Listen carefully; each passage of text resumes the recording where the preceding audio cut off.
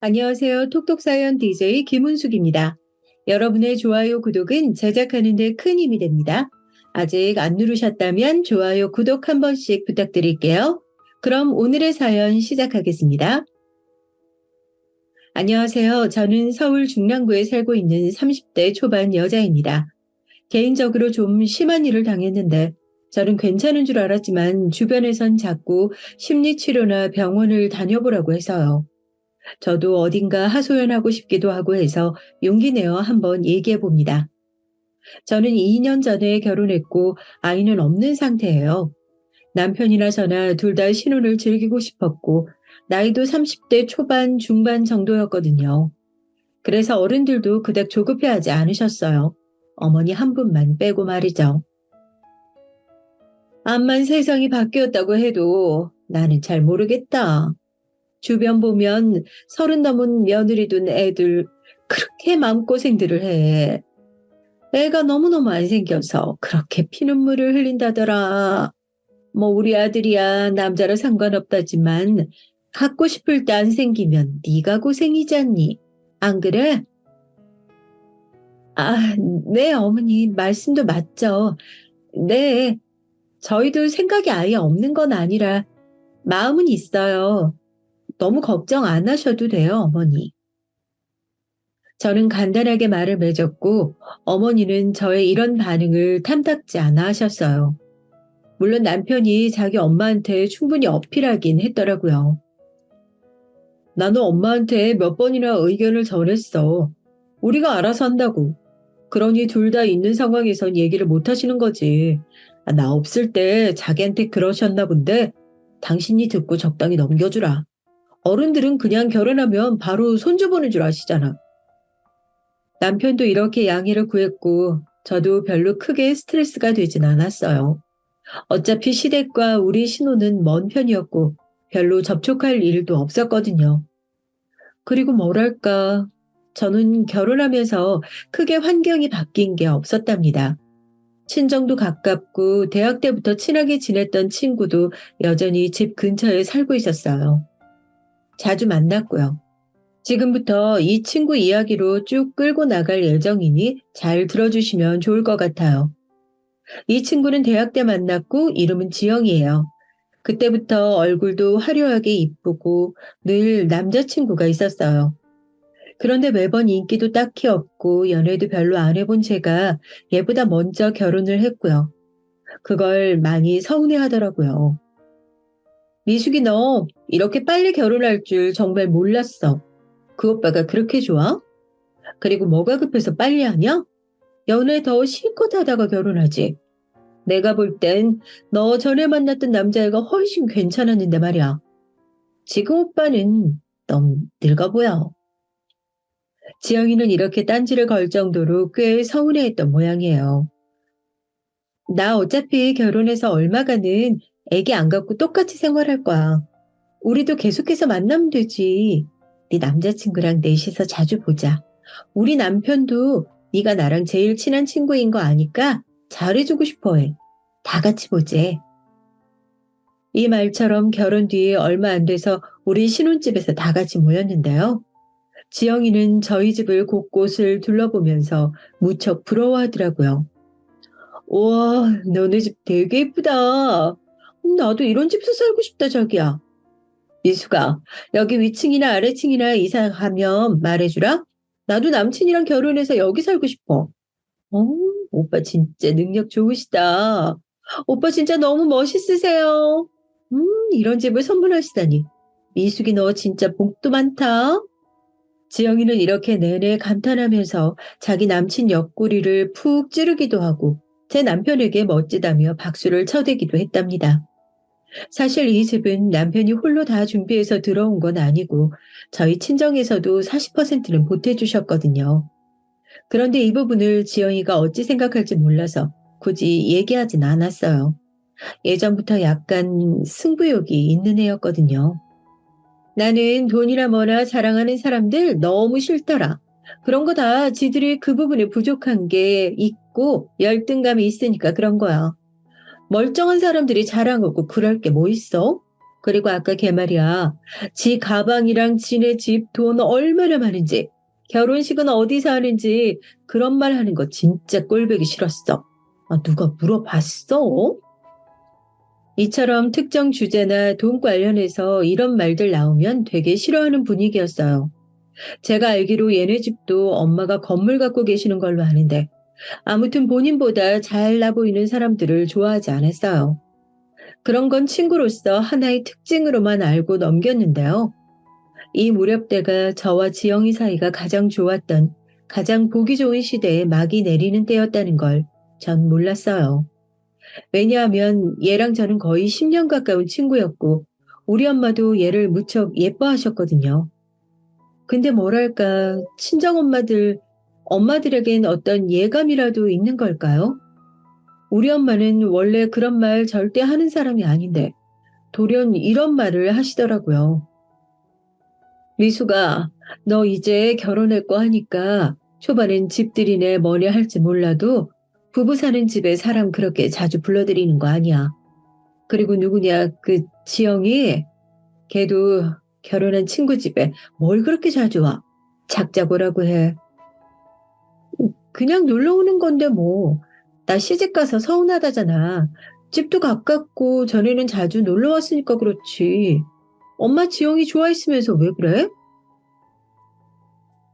아니, 그게 암튼 뭐 그러는 거 아니야. 어쨌건 애인들끼리 있을 때 만나는 것도 아니고 남편이 있는데 알아서 자중들 해야지. 걔는 걔네 엄마가 그런 것도 안 가르쳤다니? 엄마는 묘하게 마음에 안 든다는 식으로 말을 하더라고요. 아무튼 저는 크게 신경은 안 썼습니다. 지영이는 저희 집에 일주일에 한 번 정도는 왔었는데요. 저희 어머니랑 마주친 날이 있었어요. 근데 이땐 저도 약간 좀 고개를 갸우뚱하게 되더라고요. 우리가 아무리 친구지만 이런 건 아니지 싶었는데 제가 예민한 걸까요? 어머머, 미숙의 어머님이시구나. 그럼 창호 오빠 어머님이신 거죠? 와, 진짜 창호 오빠랑 어머님이랑 너무너무 닮으셨다. 오빠가 어머니 닮아서 그렇게 잘생겼던 거네요. 이렇게 뵈니까 너무너무 반가워요. 저는 평소에 어머니에게 꽤 무뚝뚝하고 일상적인 대화를 잘 안 하는 편인데, 지영이는 저희 어머니께 착 달라붙어서 조잘조잘 수다를 떠는 거예요. 친구 시어머니인데, 저랑 우리 어머니 사이가 그렇게 좋은 것도 아닌데, 약간 이상하게 느껴지더라고요. 저도 어머니라고 불러도 되죠? 미숙이랑 창호 오빠 둘 다 아는 사이고, 오빠 어머님이시니까요. 여기 같이 앉으세요. 미숙아, 내가 커피 내릴까? 우리 아까 먹던 빵 그거 다시 잘 나오자. 이거 그릇 꺼내면 되지? 이러면서 되게 싹싹하게 구는데 평소 저희 어머니한테도 그렇게 하긴 했지만 이때 대상은 우리 시어머니잖아요. 보통은 그냥 인사하고 슬쩍 거리를 두지 않나요? 저희 어머니는 또 본인 며느리 같지 않고 입안을 혀마냥 살갑게 구는 지영이를 보고 그게 마냥 기분 좋으셨나 봐요.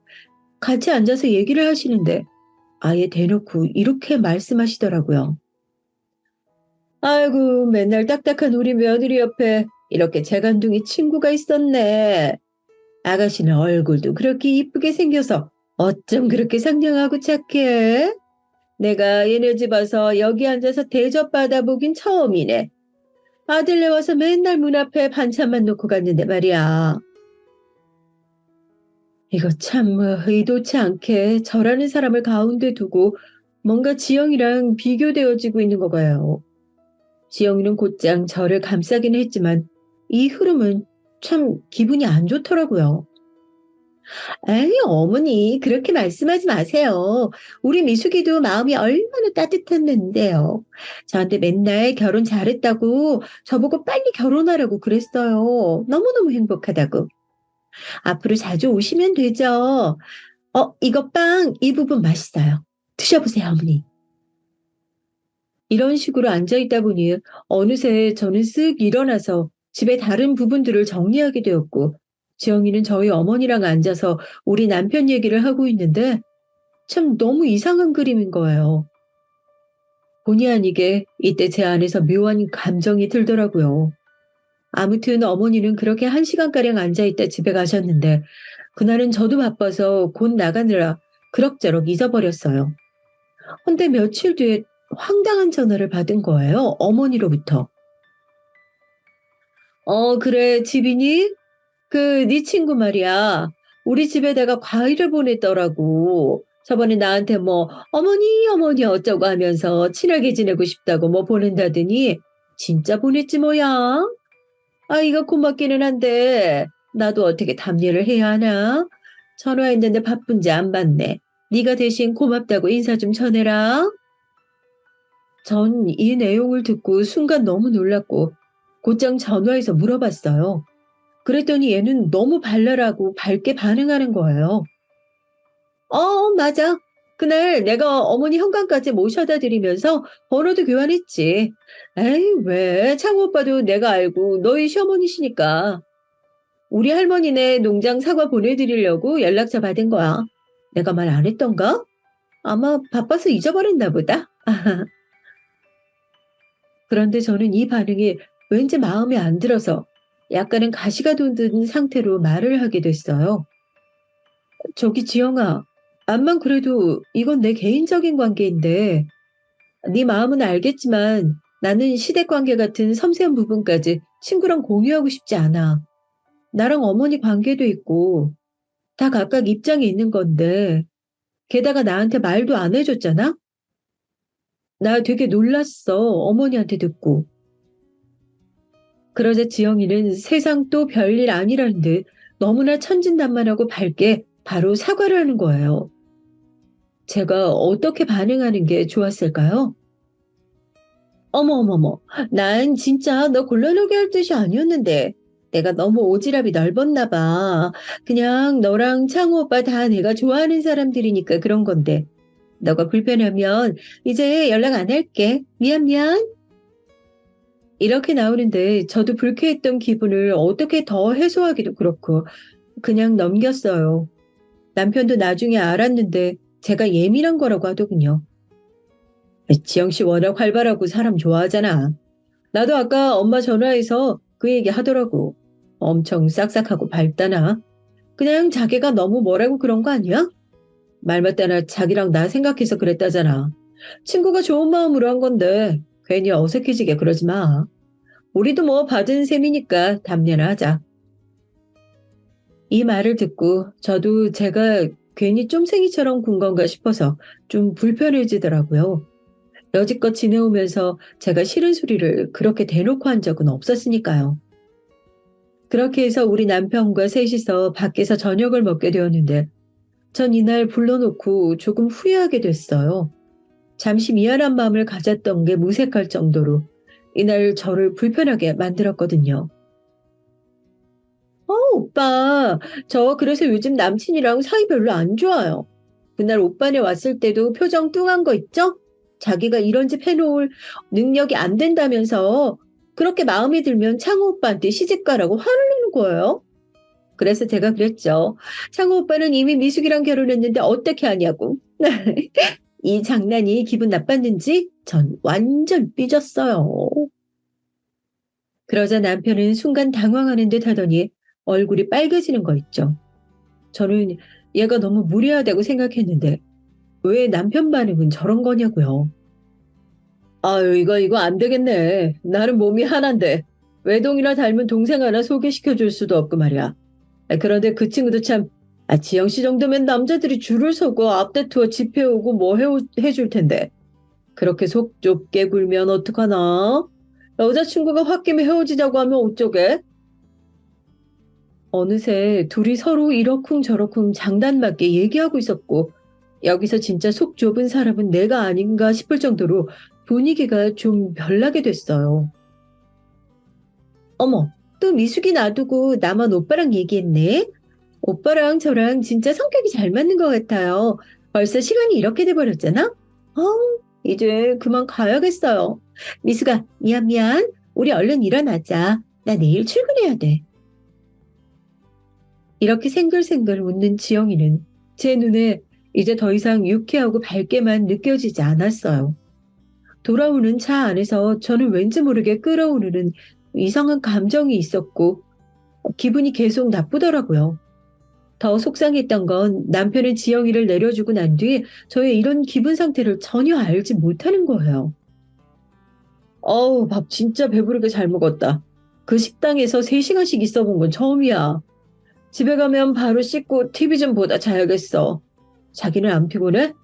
가서 자기 먼저 씻어. 나는 회사 아직 메일도 보내고 마무리 좀 지어야겠어. 이처럼 제 기분은 전혀 캐치하지 않고 관심 없는 듯 느껴지더라고요. 저는 속내를 밖에 드러내기까지 시간이 많이 걸리는 편이라 남편에겐 어떤 속상함도 티내지 못했어요. 찝찝한 마음으로 잠들었다가 다음날 엄마에게 이런 마음을 토로했는데요. 엄마는 한창 말없이 응응 하면서 제 얘기만 듣다가 이렇게 말씀하시더군요. 보니까 이제 좀 네가 말이 통하네. 엄마가 미리 멀리 보고 이런저런 얘기해주기 좀 그래서 그냥 옆에서 지켜보느라 얼마나 속이 터졌는지 몰라. 너 지영이 기집애랑 이제 거리 좀 둬. 바쁘다고 하고 자주 만나지 마. 고기 집에 그런 타입이 꼭 사이에 남자 끼면 그런 식으로 머리 위에서 놀려고 한다니까? 그게 뭐야? 나도 기분 많이 나쁘고 별로긴 한데 엄마 말이 잘 이해가 안 가. 그렇게까지 나쁘게 봐야 돼? 얘는 너는 네 엄마가 옛날 얘기하면서 무슨 원시 시대 얘기인 줄 알지? 인간을 어딜 가나 많은 군상들이 있는 거야. 엄마가 네 아빠랑 살고 어쩌고 할 때는 그런 애들 없었는 줄 알아? 꼭 저렇게 친구가 괜찮은 남자 만나거나 결혼한 것 같으면 그 상대를 탐나는 것들이 있다니까? 지영이 그것도 그런 기미가 보이더라니. 아주 딱이다, 이해. 지영이가 그런 것 같다고? 근데 걔 예전에는 걔가 훨씬 남자친구도 많이 사귀었고 나는 걔보다 반해서 반도 못 만나보고 결혼한 건데 왜 그러는지 난 이해가 안 돼. 자꾸 우리 남편한테 오빠 오빠 거리는 것도 이제 거슬려 엄마. 그러자 엄마는 한숨을 푹푹 쉬시더니 되게 극단적으로 말씀하시는 거예요. 너 이 말 들으면 또 엄마한테 뭐라 할 것 같은데 어쩔 수 없어. 나는 너 생각해서 하는 말인 거니까 너 지영이랑 연락 끊어. 아예 보지 마. 김서방한테도 고 가신의 얘기 꺼내지도 말고 물어도 모른다고 해. 그냥 투명인간처럼 네 둘 사이에서 그냥 아예 싹 지워버려. 네? 아, 뭐 그렇게까지 하라고. 왜 그래야 되는데. 아, 남편도 뻔히 연락처 알고 사는데 그게 우리 어머니 연락처까지 알아. 아휴, 별 진짜. 그러니까 더 연락 끊으라는 거야. 기집애가 아주 선을 모르는 척 넘나드네 여시같이. 그거 내가 쫓아가서 한마디 해야 하나? 하여간 넌 내가 지금 말해줘도 못 알아먹을 테니까 그냥 연 끊어. 바쁘다고 해. 당시 엄마의 말이 너무 극단적이고 갑작스러워서 저는 어제까지만 해도 밥 잘만 먹고 놀던 친구를 끊을 수 없었어요. 헌데 그쯤 제가 얘와의 관계를 어째야 하나 고민하고 있을 때 말이에요. 마침 지영이도 뭔가 바빠졌다고 얘기를 하더니 한동안 못 봤어요. 그렇게 일주일에 한 번씩 드나들던 애였는데 직장 문제로 바쁘다더니 거의 두세 달 못 봤거든요. 그런데 갑자기 연락이 와서 이런 말을 하는데 듣고 무척 놀랐어요. 미수가, 나 너무 힘들어. 남친이 너무 좋은데 자꾸 싸우고 우리 이러다가 헤어지면 어떡하지? 너가 좀 도와주면 안 될까? 만나자고 해도 계속 피하고. 아우, 좀 그래. 창호 오빠도 내 남친 몇 번 봐서 아니까 같은 남자로서 좀 보고 도와주시면 안 돼? 어? 그게 무슨 말이야? 네 남친 무슨 일 있어? 왜 싸우고 왜 헤어져? 그런데 이때 지영이가 엄청 심각한 얘기를 하는데 저도 순간 긴장했어요. 듣자마자 아무래도 도와줘야겠다는 생각이 들었으니까요. 그게 이 사람 여자가 있는 느낌이 들어. 얼마 전까지만 해도 결혼하고 싶다던 사람이 자꾸 만나는 횟수도 줄이고 전화도 잘 안 받고 말이야. 그러면서 친구들은 잘만 만나고 다니더라고. 나랑 헤어지고 싶은 것 같아. 갑자기 이럴 리가 없잖아. 응? 너랑 오빠가 우리랑 같이 좀 만나서 이 사람 좀 떠봐주면 안 될까? 하도 간절하게 부탁을 하고 있었고, 이 말투나 내용들을 보니 그간 저의 생각들이 참 한심하게 느껴지는 거예요. 지영이는 이렇게 제 남자친구에게 진심으로 푹 빠져 있고 하나하나 살피고 열을 올리고 있는데 말이에요. 괜히 우리 남편이나 시어머니께 싹싹하다고 제가 참 쓸데없는 의심을 했던 걸 깨달았어요. 그래서 우리 부부와 지영이와 지영이 남친까지 넷이서 만났는데요. 특별한 소득 없이 지나갔어요. 평소처럼 그냥 같이 식사하고 별거 아닌 대화들을 하다 보니까 그냥 시간이 흘러갔어요. 단지 그 둘을 보내고 난 뒤에 남편의 반응이 좀 그렇더라고요. 당신 그 정호라는 친구한테 되게 친절하게 하더라. 굳이 그럴 필요가 있어? 남자들은 그렇게 잘해주면 착각해. 결혼을 한 여자인 건 아닌 거 같네. 아니, 이게 무슨 소린지 모르겠네. 오늘 보통 상황이 아니었잖아. 지영이 걱정하는 것 때문에 다 같이 만난 거고. 나도 그것 좀 살피려고 정호 씨한테 커피나 이런 걸 챙겨준 것 뿐이야. 여하튼 나는 그 정호라는 친구 별로야. 지영 씨도 왜 그런 놈을 만나는 건지 뭔. 허우대만 멀쩡하니 영 실속 없어 보여. 아마 뒤로 여자 두셋은 더 만날 것 같은 기생오랍이야. 만날수록 그렇게 느껴진다니까? 이런 대화를 나누고 나니 전 영 찝찝하고 불쾌한 마음이 들었어요. 저를 생각해서 질투를 하는 건지 아니면 그냥 지영이 남친 같은 남자로서 싫은 건지 구분이 안 가더라고요. 아무튼 다음날 지영이한테 전화가 왔고 저는 대강 느낀 바들을 말했어요. 남편이 했던 얘기도 살짝은 수위를 낮춰서 말했는데요. 이때 지영이 반응이 왠지 전 좀 거슬리더라고요. 우리 남편 말로는 이 사람이 그런 얘기를 듣고 너무 예민하게 받는지 몰라도 정우 씨가 썩 마음에 안 드나 봐. 여자가 있고 어쩌고 여부야 우리는 모르지만 남편 말로는 정우 씨가 나한테도 너무 격이 없이 대화하는 느낌이라고 가벼워 보인다고 우스갯소리로 나한테 딴 생각 있는 줄 알았다며 뭐라고 하더라고. 아무튼 이건 그냥 농담으로 넘기고 널 그렇게 심적으로 힘들게 한다면 정리하는 게 좋을 것 같아. 이 말에 갑자기 지영이는 뭔가 불쾌한 듯 목소리가 굳어지더니 바로 이죽거리면서 받아치는 거예요. 제가 뭘 잘못한 걸까요? 어? 왜 그렇게 말을? 아, 야, 다 떠나서 내 남친이 왜 너를 그럴 리가 없지. 그리고 너한테? 아, 야, 그건 너무 같다. 내가 있는데 왜 너한테 딴 생각을 품겠어. 말이 되는 소리를 해야지. 나 같은 애를 만나면서 너를 안 되면 몰라도 무슨 내가 너무 쓸데없는 상담을 했나 보다. 얘기가 한창 산 너머로 가버렸네. 이제 신경 안 써도 돼. 그럼 나중에 연락할게. 안녕. 이러고 전화를 끊어버리더라고요. 저도 제가 별 얘기를 다 했나 싶었지만 지영이의 저 말에는 은연중 저를 무시하는 듯하는 게 느껴지더라고요. 여자로서의 입지론 자기가 더 우위에 있다는 느낌을 받았어요.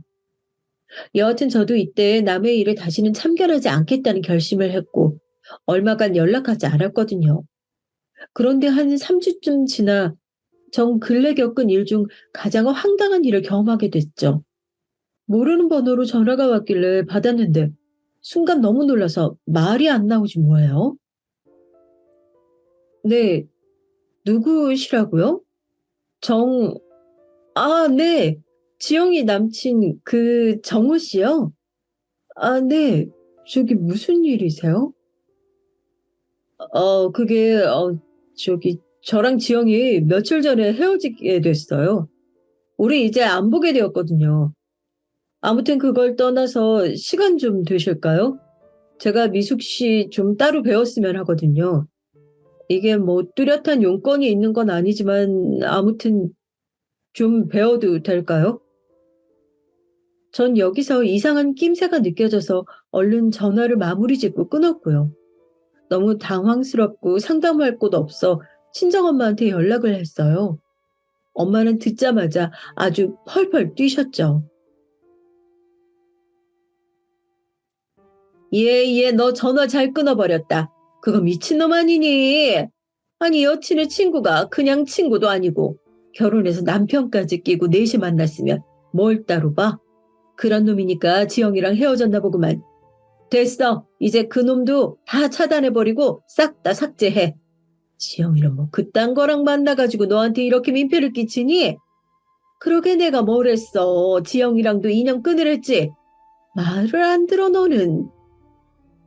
결국 좋은 소리는 못 듣고 이래저래 저도 고민이 많아지던 차 갑자기 엄마가 이런 말을 하시더라고요. 사실 나도 오늘 너한테 전화하려고 했어. 엄마 손목 별로 안 좋은 거 알지? 이번에 계단 내려가다가 그놈의 손목으로 잘못 짚었다가 미끄러져서 굴렀지 뭐니. 그렇게 심각한 건 아닌데 저기 혹시 다른 데도 큰일인 거 아닌가 해서 병원 가봐야 되거든. 너 시간 되면 같이 좀 가줄래? 순간 저는 제 얘기만 하느라 엄마 근황을 이렇게 들은 게 너무 미안하더라고요. 서둘러 남편에게도 전화해서 얘기했고 기왕 이렇게 된 거 이틀 정도 엄마한테 가 있기로 했어요. 아, 장모님이 아프시구나. 그래, 간 김에 말 맞다나 이틀 정도 자면서 좋은 시간 보내고 와. 내가 뭐 도울 거 있으면 연락하고. 수요일쯤 내가 연락할게. 데리러 가면 되지 뭐. 이렇게 의외로 남편은 신혼인데 제가 친정서 자고 온다는 걸 너그럽게 봐주더라고요. 사실 저랑 남편도 지영이 남친과 넷이서 만나고 괜한 설전을 벌인 후 왠지 모르게 좀 대화가 적어진 편이었어요. 일단 친정 다녀와서 남편과 시간을 좀 보내야겠다는 생각을 했는데요. 그러고 엄마네 가서 같이 시간 보내는데 역시나 우리 부부 사이를 물어보시더군요.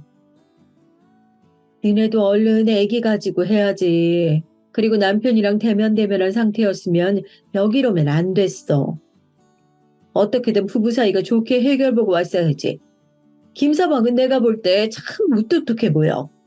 그런데 너도 똑같이 그러니 뭐 문제가 생겨도 소가리만 할 것들 같단 말이지. 좌우지간 너 오래 있을 것 없어. 내일 그냥 집에 가. 나 괜찮으니까.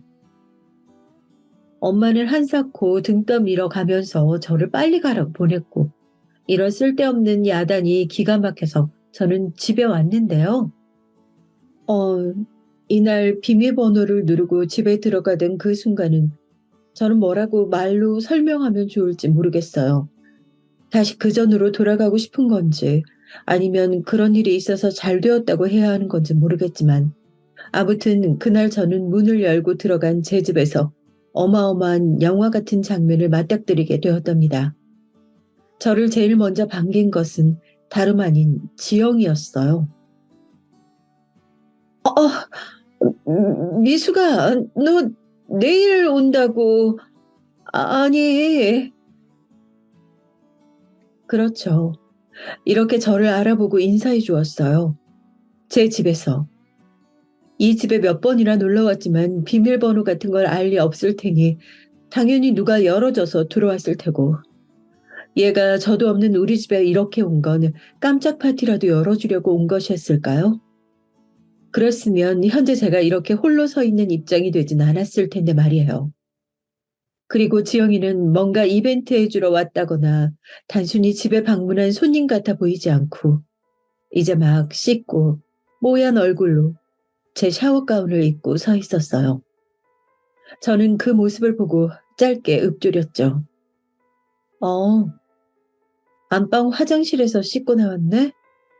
내 옷을 입고 화장대에 걸쳐둔 건데 주워서 입었나 봐. 그거 빨아야 되는데 그냥 두고 나간 건데 딴 거 입을래? 그러자 지영이는 뭔가 잘못한 게 있는 사람처럼 바들바들 떨면서 마치 귀신을 본 양 말을 몇 번이나 더듬는 거예요. 씻고 나와서 추웠던 건지 입술을 막 떨고 있었어요. 미수가 그게 아니라 그게 아니 잠깐만. 그런 와중에 안방 화장실에서 곧장 수건을 머리에 뒤집어 쓰고 나온 것은 바로 제 남편이었답니다. 역시 이 집에서 그러고 같이 나올 사람이 제 남편밖에 누가 더 있겠어요. 남편 역시 얼굴이 하얗게 질려서는 똑같은 말을 하더군요. 어, 당신 내일 아니 당신 있잖아 그게 잠깐만 나 옷 좀 제대로 입고. 저는 곧장 옷방 쪽으로 발걸음을 옮겼고 신혼여행 때 썼던 캐리어 큰 것을 2개 꺼냈어요. 그러고 그걸 활짝 열어 그 안에 지금 계절에 맞는 옷들부터 차근차근 집어넣었답니다. 그런 와중에 지영이는 저를 쫓아와 주절주절 뭐라고 말을 하는데 하도 웅얼거려서 잘 들리지 않는 거예요. 좀 시끄럽게 느껴져서 저는 슬쩍 제지했어요. 아, 뭐라고 하는지 하나도 모르겠다. 잠깐만, 나 짐 좀 정리하고. 아, 커피 마실래? 그러고 곧장 부엌으로 건너가 제가 즐겨 마시는 커피 머신 버튼을 눌러놨어요. 이때 요란스럽게 울리는 커피 분쇄하는 소리에 지영이와 남편은 거실에서 더 움직이지도 못하고 각각 무슨 멍청한 장승 마냥 우뚝 서서 안절부절하고 있더라고요. 커피 마실 거야? 지금 별로 안 들어있는 것 같은데 원두가. 일단 나 먼저 마실게. 제 말에 남편은 넋이 나간 얼굴로 소파에 크게 주저앉았고 그 광경을 본 지영이는 곧장 제 앞쪽으로 다가오더니 옷을 접더라고요. 미수가 잠깐만 나 말할 시간 좀 주라. 응? 너무 많이 화난 거 알아. 할 말 있을 거 아니야 너도. 얘기 좀 하자. 우리 잠깐만 하던 것 좀 멈춰봐. 뭔 얘기를 해? 니네나 하던 거 멈추지 말고 잘 놀던가. 아, 내가 자리를 피해줘야 하지? 나 이것만 마시고 금방 간다니까? 있어. 편하게 있어. 나 간다. 그러고 저는 커피잔을 들고 살살 식힌 다음 바로 후룩 마시고 싱크대에 쿼당하고 처박았어요. 다시 생글생글 웃으며 옷방으로 넘어가 캐리어 안에 옷들을 넣었고 우걱우걱 다 집어넣은 다음 캐리어를 딱 세워서 자글자글 바퀴 굴러가는 소리가 나도록 바닥에서 끌었답니다. 남편은 아예 머리를 쥐어뜯으며 고개를 무릎에 파묻은 상태였고 저는 그대로 나가 현관에서 신발을 신고 있는데 지영이는 이내 저에게 화를 내며 소리를 지르는 게 아니겠어요? 야, 김미수, 네가 뭐야? 네가 뭔데 지금 그렇게 잘난 척이야? 네가 그렇게 잘났어? 화라도 내. 너 지금 억지로 괜찮은 척, 화 안 내는 척, 생떼 쓰는 거 다 보여. 이제 막 현관문을 열었는데 저는 그 말에 곧장 지영이를 노려보았고 그 상태로 여전히 웃음이 나와 참기 힘들더라고요. 그리고 이윽고 말을 해주었네요. 어, 대단하다 너. 나한테 그런 말 할 정신도 있구나. 하긴 이제부터 얼마나 초조하겠어. 친구였으니까 조언 하나 해줄게. 너 곧장 산부인과 가보는 게 좋을 거야. 요가 강사 한다고 몸이 재산이라던 네가 어떡하냐 이제? 부인과병 걸려서 제대로 뭐 운동하면서 사람 가르치고 할 수 있겠어? 제 말에 지영이 얼굴은 울그락불그락 하다못해 아주 무지개색이 될 지경이더군요. 억지 부리지 마 너.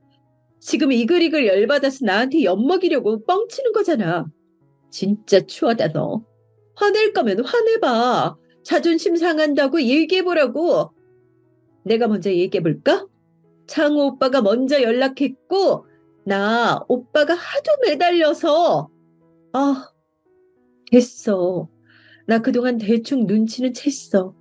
너 예전부터 내 거 쓸만한 거 있음 맨날 달라고 하고 따라하고 가지려고 난리를 쳤잖아. 설마 했는데 야 어떻게 결혼식까지 와서 가방 순이하고 다 돕던 년이 친구 남편까지 잡아챌 생각을 하냐? 화를 내라고?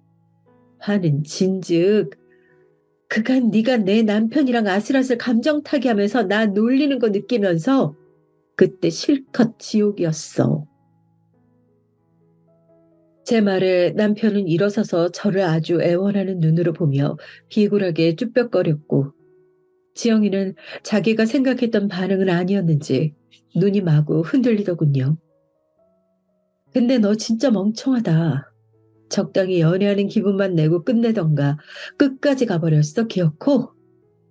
그런 거 안 했으면 끝까지 나 놀려먹고 속으로 비웃어가며 여자로서 입지는 내가 너보다 한 수 위라고 우리 남편 감정 잔잔하게 이용해가며 놀 수 있었을 거 아니야? 얼마나 재밌어 그게. 그치? 그동안 너 재밌어 죽겠었지? 응. 이때부터 지영이는 마구 일그러진 누군가와 싸우기 직전 그 사나운 표정을 짓고 절 쏘아보며 이를 막 갈더군요. 얼씨구, 왜? 어머, 어머, 무서워서 어떡하나, 나? 뭐라도 던질 기세네. 하여간 그렇게 적당히 놀고 말던가. 왜 잠자리하고 끝까지 갔어, 이 멍청아. 어휴.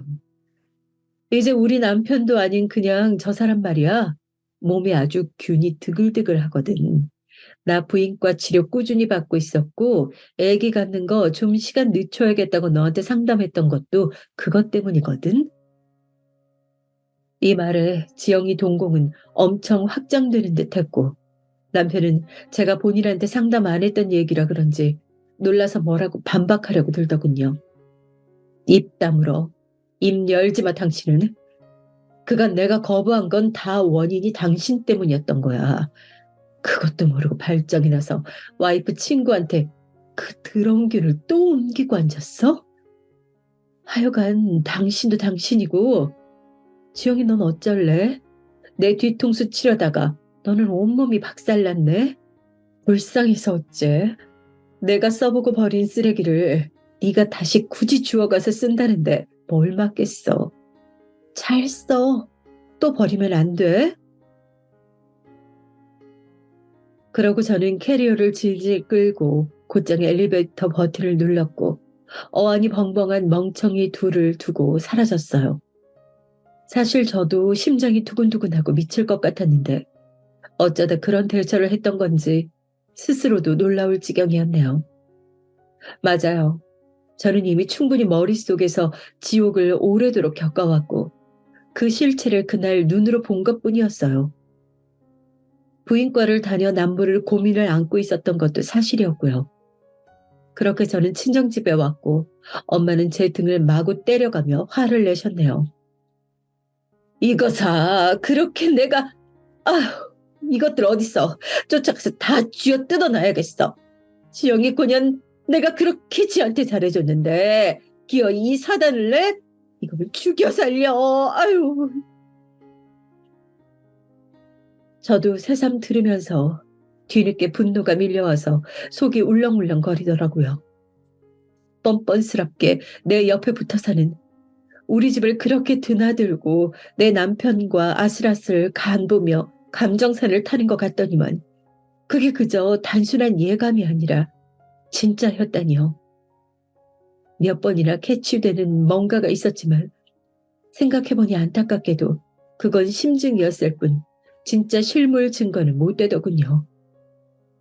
엄마도 마침 이때 물으셨고요. 잠깐 말이야, 너 증거 있어? 사진도 찍고 그러고 나온 것도 아니고 몸만 싹 나온 거 아니야. 아휴, 뭐라고 어떻게 해놨어야 하지. 아우 억울해. 아우 억울해 진짜. 이 말에 저는 정신이 번쩍 들었고 머릿속에 떠오르는 사람이 하나 있었어요. 누구건 뭐건간을 붙잡고 증거랄 것만 제가 잡아내서 지영이와 남편을 정말 차근차근 숨도 못 쉬게 조이고 싶었거든요. 시간이 갈수록 저는 온몸에 분이 차올라서 머리에서 연기가 나지 않을까 싶을 정도로 점점 참기 힘든 상황이었어요. 그리하여 지영이 전 남친에게 연락을 한 거예요. 전 연락은 제가 야멸차게 끊어버렸는데 먼저 하려니까 좀 조심스럽더라고요. 아무튼 어렵게 전화를 걸었어요. 저 안녕하세요. 저기 저번에 뭔가 할 말이 있으신 듯 했는데 그게 뭔가 해서요. 특별히 저한테 하실 말씀이라도 있으셨던 건가요? 이렇게 물으면서도 저는 만약 제 남편과 지영이에 관해 관련된 게 아니라 쓸데없는 용건이면 단칼에 자를 생각이었어요. 좀 떨리는 마음으로 꽤 불편한 상태로 연락해 봤는데 역시는 역시였답니다. 안녕하세요. 사실 저도 그때 연락드리면서 조심스럽더라고요. 편하게 연락할 관계는 아니니까요. 근데 좀 외람되지만요. 거기 그쪽 남편분이랑 지영이 이렇게 말씀드리면서 죄송하지만 그것 때문에 할 얘기가 있던 거예요. 솔직히 저도 잊어보려고 했는데 너무 분이 안 풀려서 여기서 저는 눈이 번쩍 뜨였고 심장이 쿵쿵쿵 뛰더라고요. 뭔가 찾았다는 생각이 들기도 했고 반면 내가 그동안 의심해오던 불쾌한 상황들과 내가 직접 눈으로 봤던 증거 외에 뭔가를 또 보게 되는 거구나 싶어서 일단 마음을 단단히 먹었어요. 얘기를 좀 나눠보니 이분은 훨씬 일찍 눈치를 챘더군요. 저는 진즉 알 수밖에 없었죠. 지영이네 집 자주 드나들었고 서로 핸드폰도 수시로 보는 사이였으니까요. 언젠가부터 안 보여주려고 했고 아무튼 그들에 관해선 필요한 증거가 있으시다면 당장 보내드릴 수 있어요. 여기서 저는 침이 꿀꺽하고 넘어가더라고요. 일단 숨을 고르고 다시 들었어요. 안 그래도 제가 지영이랑 헤어진 건 걔가 그쪽 남편분, 그러니까 창호 형님이랬던가요? 그분과 몰래 연락하는 카톡을 봤거든요. 비밀 메시지로. 그래서 제가 먼저 4시 만나게 해달라고 요청했고 말은 안 하고 그날 그 형님 낌새를 살핀 것뿐이에요. 그럼 정호 씨가 만나자고 자리를 만드셨던 거예요? 저보고는 그렇게 말 안 했거든요. 정호 씨한테 여자가 있는 것 같다고 좀 봐달라면서 4시 만나자고 했던 거예요. 근데 아니었나 보네요. 이 말에 이분은 왈칵 화가 났는지 못 참으시더라고요. 뭐라고요? 제가요? 웃기네요, 진짜. 제가 자기를 의심하니까 본인이 먼저 나서서 별 사람이 아니다. 증명해주겠다고 했던 거예요. 그래놓고 뭐요? 저한테 여자가 있어요? 와, 참, 기가 막히네요, 진짜. 결국 지영이는 자기 남친이 의심해서 저렇게 요구하니 어쩔 수 없이 넷이 본 거였던 거예요. 어쩐지 그때 왜 갑자기 그런 자리를 만들었나 했네요. 그것 때문에 저 역시 남편과 지영이 사이에 의심을 살짝 거뒀던 거거든요. 이미 헤어졌지만 저는 증거를 많이 갖고 있고요. 필요하시다면 다 드릴 수도 있어요. 자꾸 거짓말하는 거 걸리고 여친 집 앞에 웬 남자 차 있고 설마 설마 했는데 그게 그 창호 형님이었더라고요. 저야 헤어지면 그만이지만 아니 헤어지고서도 솔직히 기분이 더럽긴 해요. 근데 그쪽은 저기 더 힘드시겠네요. 그 차가 저희 남편 차였다고요? 솔직히 저는 제가 눈으로 직접 본 증거는 없었는데 저 일단 눈으로 못 볼 꼴은 있었어요. 그런데 정호 씨는 좀 더 아시는 게 많았나 봐요. 말로 설명드리기보다 그냥 사진 다 보내드릴게요. 지영이가 하도 잡아떼서 저도 열받아서 남겨뒀던 건데 제가 갖고 있어서 뭐 하겠어요. 걔 제가 알기로 두 분 결혼하시고 얼마 안 됐을 때부터 창호 형님한테 몰래 연락하고 있었더라고요. 그리고 이미 아신다니 말하는 거지만 창호 형님도 어지간히 지영이한테 추파 던지시던데요.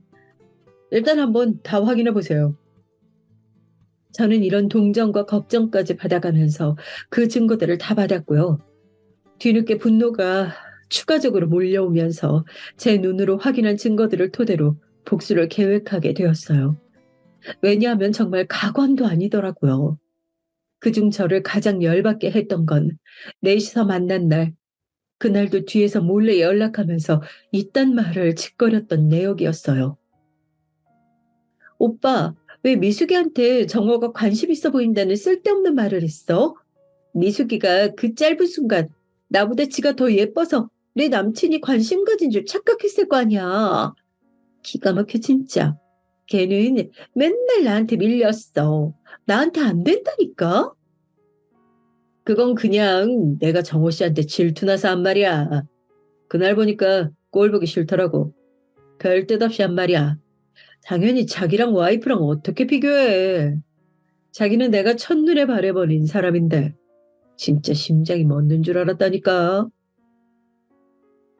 이따위 대화들을 나누면서 이들은 얼마나 스릴 있고 재밌었을까요?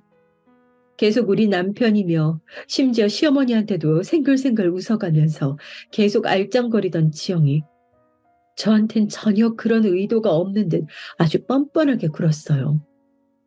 저희 엄마는 제발 조용히 끝나라 했지만 저는 그러고 싶지 않았어요. 엄마, 나 평생을 인연한테 당한 기분이야. 이건 친구가 아니라 금수만도 못하고 짐승도 비교하기 불쌍할 정도야. 친구랍시고 보냈던 날들은 내가 지보다 못나 보이니까 편해서 어울렸던 건가 봐. 심지어 남편까지 불러서 관계까지 가죠?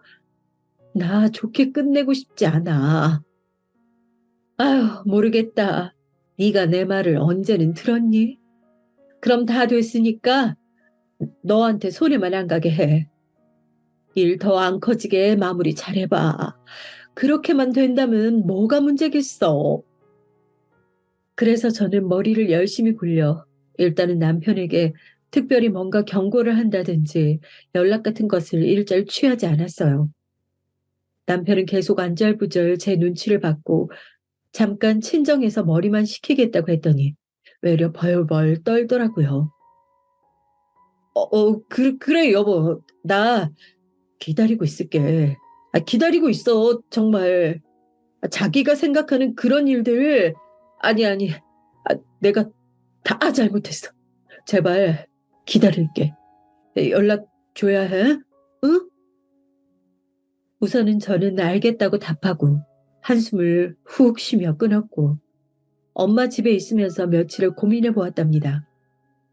남편도 남편이지만 지영이 인연을 먼저 싸그리 다 망가뜨리고 싶었어요.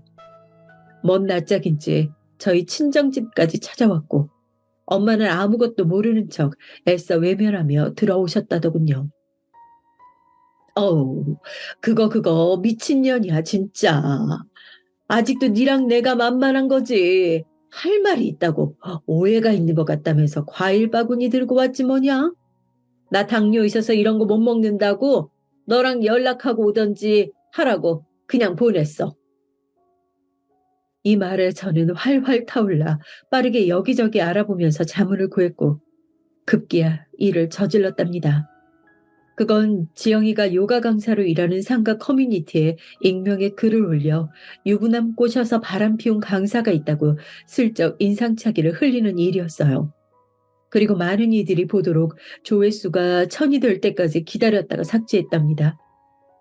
결국 소문은 순식간에 나버렸는데 반응이 바로 왔던 건지 지영이는 저한테 한 3일 뒤쯤 전화해서 난리를 치더군요. 김미숙, 너 이런 애였어? 제대로 확인도 안 하고 내가 그렇게 설명했다고 했는데 너 나를 유부남이랑 바람난 상간녀로 만들었더라? 나 그런 글 쓴 적 없는데? 그리고 그거랑 상관없이 너 웃긴다. 상간녀 타이틀 막상 머리에 써보니까 분해? 아니라는 증거 한번 촘촘히 따져줘봐. 그리고 생사람 잡지 마. 내가 썼던 증거 있어? 지영이는 여지껏 대학 일을 살아오면서 자기한테 순둥하게 받아주기만 하던 제가 반격한 것에 꽤 충격을 받았더라고요. 그리고 남편에게도 통보했어요. 나는 당신이랑 다시 살아볼 생각인데 계속 지영이 만날 거야? 만날 거면 나 이혼당하기 억울해서.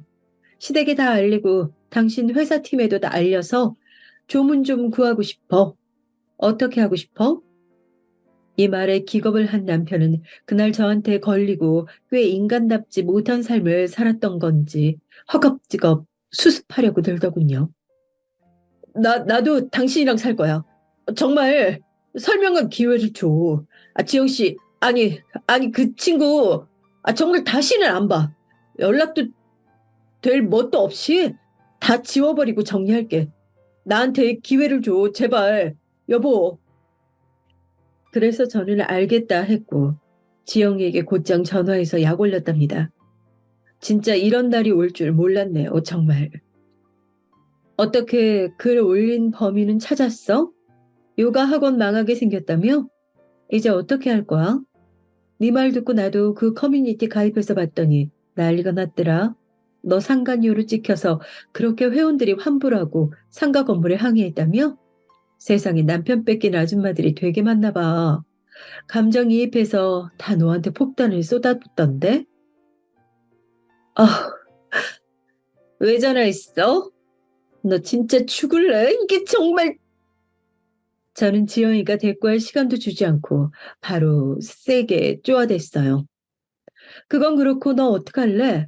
우리 남편이랑 더 만날 거야? 부인과는 가봤어? 약이라도 빨리 먹어야 되는 거 아니야? 학원 잘린 거보다 몸 난리 나는 게 더 먼저잖아. 그래야 잘려도 어디 가서 일을 구하지. 그러다가 너 실업자 돼. 어쩌려고 그래? 야, 이게 진짜 네 말 다 개뻥인 거 알거든? 나 몸 멀쩡해. 말 나왔으니까 말인데 좋아. 이제 다 까놓고 말하자. 내가 뭐 좋아서 만났겠어? 네가 그 사람 외롭게 했다며. 그렇게 너로는 만족이 안 됐다고 징징대더라 창호 오빠가. 얘기 좀 들어주다가 술김에 그렇게 된 거야. 나 그렇게 나쁜 애 아니라고. 전 웃기지도 않아서 바로 받아쳤어요. 어머, 얘 좀 봐. 사람 말을 개똥으로 하네. 너도 지금 똑똑히 들어서 알고 있는 거 아니야? 내가 그 사람 외롭게 했다고? 왜 외롭게 했겠어? 균이 옮아서 병원 다녀야 하니까 거리 둔 거였지. 그 말을 듣고도 생각을 연결할 줄 모르네. 너 진짜 멍청하다. 머리가 안 되니까 몸으로 돈 벌어야 되는데 그 몸으로 일할 수 있겠냐고. 그리고 우리 남편 너랑 안 만난대. 제 말에 멈칫한 지영이는 그나마 지보다 돈 있고 뭐 있어 보이는 우리 남편이 지를 버릴 리가 없다고 생각했나 봐요. 뭐? 야, 너 웃기지 마. 어디서 이간질이야? 나 어제도 오빠랑 있었어. 웃기고 있네, 진짜. 와, 세계의 사랑이네. 그래서 안심했어? 너랑 왜 있었는지 이유야 난 모르지. 너 적당히 갖고 놀다가 버릴 건가 봐. 좀 전에 나한테 네 욕을 그렇게 하던데? 아쉽다. 녹음해서 들려줄 걸 그랬나 봐. 너 직장도 잘리고 우리 남편한테 버림받고 불쌍해서 어떡해? 그러자 지영이는 저에게 욕을 해대는데 전화를 끊어버렸네요. 그 후로 저는 그간 받아둔 증거들을 싹 모아서 남편에게 이혼 통보를 했답니다. 안 하겠다고 하지 않았냐던 남편이 난리를 치고 물고 늘어지고 어머니까지 오셔서 마구 항의를 하시길래 저는 증거들 다 제시했어요. 회사에 다 불겠다고 엄마까지 나섰고요. 어머니, 지금 너무 주제 모르시는 것 같아요. 이혼 안 한다고 했으면서 이런 게 어딨냐고요? 어머니 아들이 며느리 친구랑 놀아난 건 눈 감고 안 보고 싶으시죠? 자꾸 이러시면 저 괘씸죄로 계속해서 더 돈 요구할 거고요. 어머니 아들 회사 일도 다 불어버릴 거예요. 어머니는 결국 이런 부분에서 멈칫하시고 남편도 저한테 뭐 입이 100개라도 할 말이 있겠나요? 그리고 상간녀 소송까지 걸어 지영이 년이 돈이 없다고 악을 쓰는 걸 걔네 엄마한테까지 알려서 기어이 받아냈어요. 이런 일로 연락드리기 싫었는데 진짜 어쩔 수가 없어서요. 이번에 돈 안 주시면 저 화병 나서 죽을 것 같아요. 진짜 사고 칠 것 같은데. 그냥 이 돈 주시고 딸 뒤처리 하실래요? 아니면 일 크게 만드실래요? 간만에 연락이 된 지영이 어머니는 이 소식에 기겁을 하셨고 어쨌건 본인 자식 편에 서서 뭐라 뭐라 수습하시려다가 결국 돈 주시고 연락을 끊으시더라고요. 그래서 저는 이래저래 금전적으로 없는 것보다 나은 돈을 받아 챙겨 이혼했고요. 지영이는 대학 동기인 친구한테 들은 얘기로 오죽 지인이 없고 뭐가 없으면 거기까지 연락이 가서 일자리를 소개시켜달라고 했다네요. 여하튼 상황은 안 좋은 걸로 알고 그 이후의 근황은 모르겠네요. 남편은 이혼하는 끝물에 저를 엄청 원망하는 듯 하더니 이유가 있었더라고요. 이혼하면 안 되는 아주 극보수적인 시댁 집안에서 사람이 아닌 존재로 찍혀서 따로 나와 산다고만 들었어요. 뭔가 지원도 못 받고 험한 상황이 있을 걸 예상하니 이혼하기 싫었나 봐요. 그러더니 더더욱 저런 꼴을 당해도 싸다고 생각합니다. 저는 이제 앞일을 어떻게 할지 뭘 할지 정하지 않았지만 이혼으로 인해 생긴 돈이 얼마 있으니까요. 상처받은 마음은 돈으로 잘 치료하고 새 길을 살아보려고 해요. 그럼 모두들 건강하시고 아프신 분은 없길 바랍니다. 감사합니다. 안녕하세요. 저는 30대 후반의 결혼 6년 차 워킹맘입니다. 최근에 시댁을 초토화시킨 커다란 사건이 있어 이렇게 사연을 쓰게 되었네요. 우선 저는 나름 베테랑이라 자부하는 15년 차 간호사입니다. 10년 전 지금 있는 병원으로 이직한 지 얼마 안 되어 적응하기 바빠 누군가를 만날 시간조차 없던 때 남편이 작은 교통사고로 입원을 하게 되었고 그때 남편을 처음 만나게 됐어요. 열정으로 가득했던 젊은 시절엔 하루에 4시간을 자며 쉴 새 없이 일하던 워커홀릭이었답니다. 빡빡한 스케줄 근무에 연애는 고사하고 밥 먹을 시간조차 쪼개가며 지냈었죠.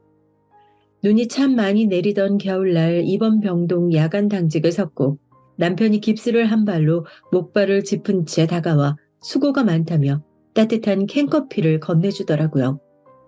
창가 앞에 놓인 작은 테이블에 첫 만남이었지만 우린 많은 얘기를 했었고 이후로 지루하던 나이트 근무가 계속 기다려지더라고요. 남편이 퇴원을 하던 때쯤엔 우린 정식으로 교제를 시작했었고 그렇게 4년이란 연애 후 결혼에 골인을 하여 눈에 넣어도 안 아픈 제 딸을 얻게 되었답니다. 노산에 가까운 나이인지라 출산 후 몸을 회복하는 데 시간이 꽤 걸렸었죠. 딸아이가 너무나 어려 손이 많이 가지만 워낙 인력심이 많던지라 아이가 돌이 지나자마자 복직을 생각했었어요. 그리고 남편에게 제 생각을 얘기했죠. 그래, 당신이 원하는 대로 하자. 서윤이는 베이비시터를 구하거나 엄마나 장모님한테 말씀드려 부탁해보지 뭐. 고마워요, 여보. 항상 나를 존중해주는 남편 덕에 어린 딸아이의 걱정도 조금은 사그라드는 듯 했죠. 그렇게 시간이 흘러 딸 서윤이 돌잔치 날이 왔어요. 동서 복직한다며? 어머니한테 얘기 들었어. 서윤이 이제 돌이야. 한창 엄마 손길이 필요할 시기라고. 간호사 일이 뭐 대수라고 서방님 벌이가 부족한 것도 아니고. 도대체 무슨 생각으로 벌써 복직을 한다는 거야? 맞아요, 형님. 아무리 못해도 서윤이 유치원 들어가는 건 보고 복직하셔야 하는 거 아니에요? 형님 없어도 그 병원 잘 돌아갈 거예요. 다시 한번 생각해 보세요. 남편도 시부모님도 다 허락한 복직을 방해하는 자들이 있었어요. 바로 동갑내기 형님과 동서였어요. 이 둘은 대학 시절부터 원래 알고 지내던 친구 사이였다고 그래요. 아주버님과 형님은 10살이란 나이 차이로 극복하고 만나 결혼 후 서방님과 동서를 소개해 주어 인연을 맺게 해줬다고 합니다.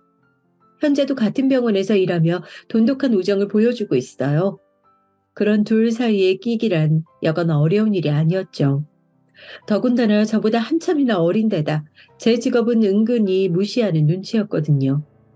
둘은 의사이긴 하지만 작은 개인 병원 페이닥터로 저처럼 월급을 받는 입장이었어요. 그럼에도 마치 의사와 간호사는 주인과 그 주인을 따르는 하인 마냥 간호사를 하대하는 모습을 종종 보여서 눈살을 찌푸린 적이 한두 번이 아니었답니다. 걱정은 감사해요, 형님. 동서도. 하지만 저는 지금도 제가 빠른 복직을 하는 거라 생각하지 않아요. 저야 뭐 그 누구보다 서윤이 유치원 가는 모습까지 옆에서 봐주고 싶죠. 하지만 저도 제 일이 있고 어머님, 아버님도 모두 허락한 거예요. 그 부분은 더 이상 언급하지 않았으면 좋겠습니다. 지금도 쓸데없는 오지랖에 비꼬는 듯한 둘의 말투까지 화가 조금은 났지만 최대한 참아가며 정중히 말했어요. 그러자 둘은 서로 눈빛을 주고받더니 콧방귀를 끼며 귓속말을 하더라고요. 고작 의사 시다바리 주제에 무슨 대단한 일 한다고 저러는지. 그러니까 두고 보면 병원장 되는 줄 알겠어. 보이는 행동이 귓속말이지 목소리까지 쩌렁쩌렁한 게 거의 다 들으라는 식으로 악담이었어요. 더 이상 참지 못한 전 한마디 하려고 입을 떼는 순간 시어머니의 등장으로 그조차도 할 수 없게 됐죠. 거기서들 뭐 하는 거니? 무슨 일이 있는 거야? 시부모님은 아들만 셋인지라 저나 형님 동서를 마치 친딸처럼 이뻐하셨어요. 두 분은 왕년에 몇 개 사놓은 작은 땅들이 재개발로 이어져 지금은 10개가 넘는 건물을 관리하는 졸부시죠. 대개 보통 사람들은 쉽게 큰 돈을 얻게 되면 조금씩 성격이 변하기도 한다는데 시부모님은 달랐어요. 매년 어려운 사람들을 위해 기부도 꾸준히 하고 계셨죠. 어머니, 저쪽에 어머님이 좋아하시는 양념게장이 있어서 저랑 막내 동서가 좀 챙겨놨어요. 같이 드시러 가요. 맞아요. 큰형님이 보자마자 어머님 드린다고 챙기더라고요. 그리고 여우 같은 형님과 동서는 그런 시부모님에게 저와 너무나도 다른 이중적인 면모를 보여주었죠. 한 번은 서윤이가 태어나기 전 만삭의 몸으로 명절을 보낼 때였어요. 하필 형님은 그 명절에 오른손에 붕대를 감고 나타났고 동서는 고열로 인해 몸져 누웠다며 오지도 않았죠. 결국 낑낑대며 혼자 전을 부쳤고 옆에서 가만히 앉아 TV나 보던 형님은 어슬렁어슬렁 부엌으로 와 부쳐진 전을 간본다며 맛보더니 어우 동서 동태전 너무 비리고 동그랑땡은 너무 싱겁다. 깻잎전은 좀 짠 것 같은데 아우 꼬치전은 또 왜 이렇게 야채들이 제각각이야. 단무지는 길고 버섯은 짧고 먹기 불편한데 요리 솜씨도 이런데 간호일은 잘하는 거 맞아? 하며 얄밉게 굴었었죠. 다행히 과일을 사갖고 온다며 장을 보고 뒤늦게 나타나신 어머님이 음식 준비를 도와주었고 어머님 눈치를 보던 형님도 한 손으로 조금씩 음식을 나르며 도와주는 척 하였고요. 그때를 생각하면 말 한마디 제대로 되받아치지 못했던 제가 너무 후회스러워 우라통이 치밀어 올라요. 그로부터 며칠이 지나 시아버님의 생신을 앞두고 있었어요. 나가서 외식을 해야 할지 아니면 집에서 간단하게 식사하는 게 나을지 생각하던 찰나 형님에게서 전화가 왔어요. 동서, 이번 아버님 생신 말인데 그냥 집에서 간단하게 할까 하는데 어때? 네, 좋아요. 그럼 식사 준비는 어떻게 할까요? 나랑 막내 동서가 가서 준비할게. 동서는 육아에 일까지 한다고 바쁠 거 아니야. 아, 정말 그래도 괜찮으시겠어요? 제가 뭐라도 도울게요. 아니야, 괜찮아. 나나 막내 동서는 볼볼 아이가 있는 것도 아니고 병원에 얘기해서 1시간 일찍 퇴근하고 가서 준비하면 돼. 감사해요, 형님. 웬일로 저를 신경 써주는 게 이상하다는 느낌이 들긴 했지만 둘에게는 없는 아이가 저희 집에만 있으니 진심으로 배려를 해주는 거구나 했어요. 그게 큰 오산이라는 걸 늦지 않게 알 수 있었죠. 그렇게 아버님 생신날이 다가왔어요. 음식 준비는 도우지 못했으니까 케이크라도 사가야지 하면서 어른들도 드실 수 있을 만한 달지 않은 고구마 케이크를 하나 사들고 작은 선물과 함께 집으로 찾아가 배를 누르는데 한참이 지나도 반응이 없었어요. 5분, 10분이 흘러 남편이 결국 아버님에게 전화를 걸었어요. 아버지, 저희 집에 도착해서 계속 배를 눌렀는데 혹시 안 들리신 거예요? 뭐? 집이라고? 아유, 우린 첫째가 밥 사준다고 해서 셋째랑 같이 나왔지. 첫째 아가, 너 둘째 애한테 얘기했다고 하지 않았니? 당신 형네가 밥 사준다고 나가서 드시고 계시다는데 형수한테 얘기 들은 거 있어? 뭐? 분명 나한텐 집에서 간단하게 하자고 했었어. 식사 준비는 형님과 동서가 한다면서 일부러 케이크 사들고 온 건데 너무 어이가 없어서 기가 차더라고요. 씩씩되면 저희는 식사 중이라는 한식집에 찾아갔어요. 예약자를 묻는 직원에게 형님 이름을 대니 창가 쪽 룸으로 데려갔고 똑똑하는 노크 소리 이후로 문이 열리니 모두 시선이 저와 남편에게로 집중되었죠. 식탁을 보니 이미 식사가 마무리돼 가는 듯 해 보였어요. 저희를 보자마자 입을 뗀 건 형님이었어요. 어머, 동서. 원래 집에서 하려고 했는데 도저히 나나 막내 동서가 시간을 뺄 수가 없어서 외식으로 바꾸자고 문자 남겼는데 못 받은 거야? 전 그 얘기를 듣자마자 바로 핸드폰을 확인해 봤지만 아무리 찾아봐도 문자 내역엔 형님에게 온 건 하나도 없었죠. 저는 핸드폰을 들이밀면서 말했어요. 이것 보세요. 아무리 눈 씻고 찾아봐도 형님이 보낸 문자는 없다고요. 아우, 육아일까지 한다고 정신없어서 삭제한 거 아니야? 난 분명 문자 보냈어. 그럼 어디 문자 보낸 거 내역 보여주세요. 자꾸 문자를 보냈다며 우기는 형님에게 그러면 그 보낸 문자 내역을 보여달라고 하니 조금은 당황한 눈치더라고요. 그러더니 동서와 눈을 주고받더니 자기 핸드폰을 뒤지더라고요. 이걸 어쩌나. 내가 문자 내역 쌓이는 게 싫어가지고 바로바로 삭제를 하거든. 정말 보낸 거 맞아. 그때 막내 동서도 옆에 있어서 봤다고. 그치? 맞아요. 저랑 아버님 생신 관련해서 상의하다가 외식으로 결정했을 때 둘째 형님한테 문자 보낸다면서 핸드폰 뒤적이는 거 봤어요. 두 사람이 짜고 치니 저 한 사람을 바보 만드는 건 한순간이더라고요. 전 억울하고 어이없는 이 상황에 잠시 벙찐 채로 있었더니 안절부절하던 어머니께서 입을 떼셨어요. 아유, 서윤애미야. 나라도 전화를 해줬어야 되는데 미안하다. 어서 앉아라. 둘째, 어서 앉아. 오느라고 고생했다.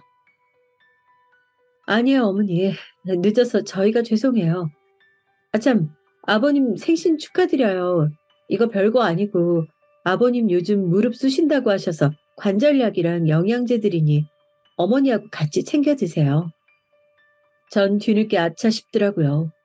어른들 앞에 계신데 너무 큰 소리 냈나 싶으면서 아직까지 억울한 이 심정을 풀 수가 없어 마음이 너무 답답하더라고요. 전 가방에 봉투를 꺼내 시부모님께 내밀며 말했어요. 그리고 이건 큰돈은 아니지만 어머님, 아버님 같이 나가서 맛있는 것도 드시고 옷도 좀 사 입으시라고 넣어봤어요. 아유, 뭐 이런 걸 신경 썼어. 서윤이 챙기기도 바쁠 텐데. 고맙다. 제 봉투를 받아들며 인자한 웃음을 지으시는 아버님 옆으로 봉투를 빤히 바라보는 동서가 저와 눈이 마주치자 본인도 머쓱했는지 눈을 피하더라고요. 그런 저와 동서를 본 형님이 곧 얄밉게 한마디 거들었죠. 우린 밥 거의 다 먹었는데 어떻게 지금이라도 뭐 좀 시킬까? 그 얘기를 듣던 남편이 절 보더니 메뉴판을 건네며 말했어요. 그래, 당신 뭐라도 먹어야지. 아까 바빠서 점심도 못 먹었다며. 어머, 형님, 그 병원은 밥 먹을 시간도 보장이 안 되는 거예요? 역시 대학병원이라고 해서 좋은 건 없네요. 남편의 얘기를 듣자마자 또 이때다 싶었던지 뺀질대는 동서의 입을 한 대 치고 싶었지만 휘어지지 않는 입꼬리를 겨우 올려대며 말했어요. 밥 먹을 시간이야 당연히 보장이 되는데 내가 속이 안 좋아서 그냥 건너뛴 거야. 제 얘기를 들은 어머님은 걱정이 되는 말투로 물었어요. 서윤엠이 속은 왜 안 좋은 게야? 잘 챙겨 먹고 다녀야지. 괜찮아요. 별거 아니에요, 어머님. 걱정해 주셔서 감사해요. 저흰 그럼 케이크 불까요? 제 말에 남편이 상자에서 케이크를 꺼내어 초를 꽂았고 저희 모두 축하 노래를 불렀어요.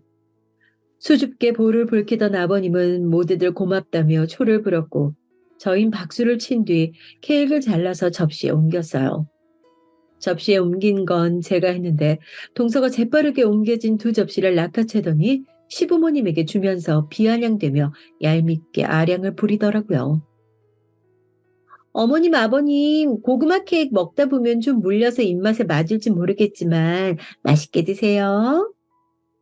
그러자 시부모님은 저와 동서를 번갈아 보았고 곧 아버님이 인자한 웃음을 지으시며 말했어요. 아유, 고구마 케이크 달지 않아. 우리가 먹긴 제일이지. 잘 먹을게, 둘째야. 고맙다. 나도 고구마 케이크를 제일 좋아한다. 잘 먹을게, 아가. 뒤이어 어머니마저 좋게 말씀해 주시니 괜히 저의 어깨가 으쓱해지더라고요. 전 동서를 의기양양한 표정으로 쳐다보았고 동서는 저의 눈빛을 받았는지 저와 눈이 한번 마주치곤 곧바로 눈을 피하더라고요. 이제 와서 생각해보니 시부모님의 따뜻한 배려가 저를 더욱 힘나게 해주었다는 것을 다시 한번 느끼게 되네요. 그나저나 동서는 속이 왜 안 좋았던 거야? 지금 케이크도 잘 못 먹는 것 같네. 간호사란 사람이 본인 몸 하나 간수 못해서 다른 사람을 간호해 줄 수 있겠어?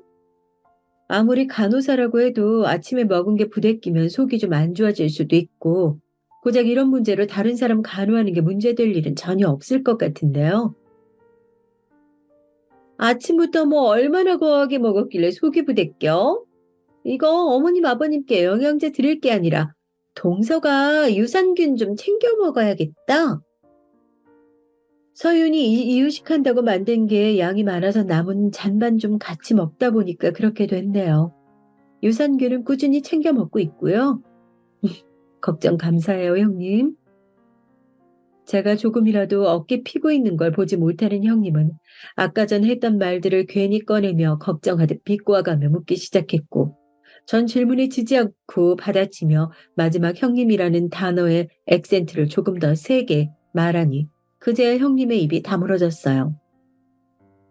아 참, 그래 서윤이는 어떻게 하고 온 거니? 장모님이 봐주고 계세요. 딸아이 이름을 듣고 아차했던지 뒤이어 묻는 어머님의 질문에 남편이 케이크를 다 먹고 포크를 내려놓으며 대답했어요. 아유, 사돈이 고생 많으시네. 다 늙어서 어린아이 보기가 힘들 텐데. 괜찮아요, 어머니. 평소엔 베이비시터가 보는데 아버님 생신이라니까 엄마께서 먼저 서윤이 봐줄 테니까 다녀오라고 한 거예요. 그리고 아버님 생신 축하드린다는 말도 대신 전해달라고 하셨어요. 아유, 사돈께 고맙다고 전해주고 다음엔 우리 집에도 서윤이 데리고 오거라. 우리도 봐주마. 네, 그럴게요, 아버님.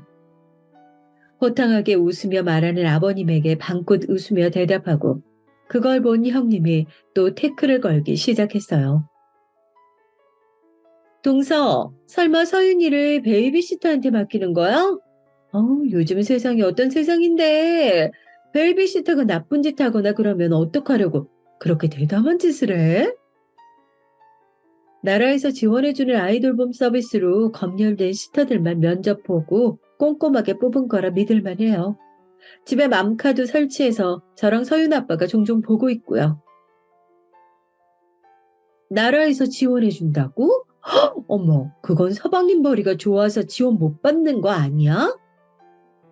네, 아무래도 소득 기준은 초과라 비용은 전액 저희가 부담하고 있어요. 아우, 뭐 그렇게 된다니까 다행이네. 침착히 하나하나 설명해주는 제 모습에 더 이상 할 말이 없었던지 여전히 비꼬는 듯한 어투로 말하는 형님을 보던 아버님이 단골 질문을 어김없이 던졌어요.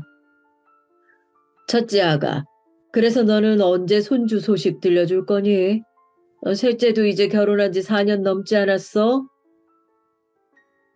아, 아버님, 요즘 딩크족이라고 아이 없이 사는 부부들 많아요.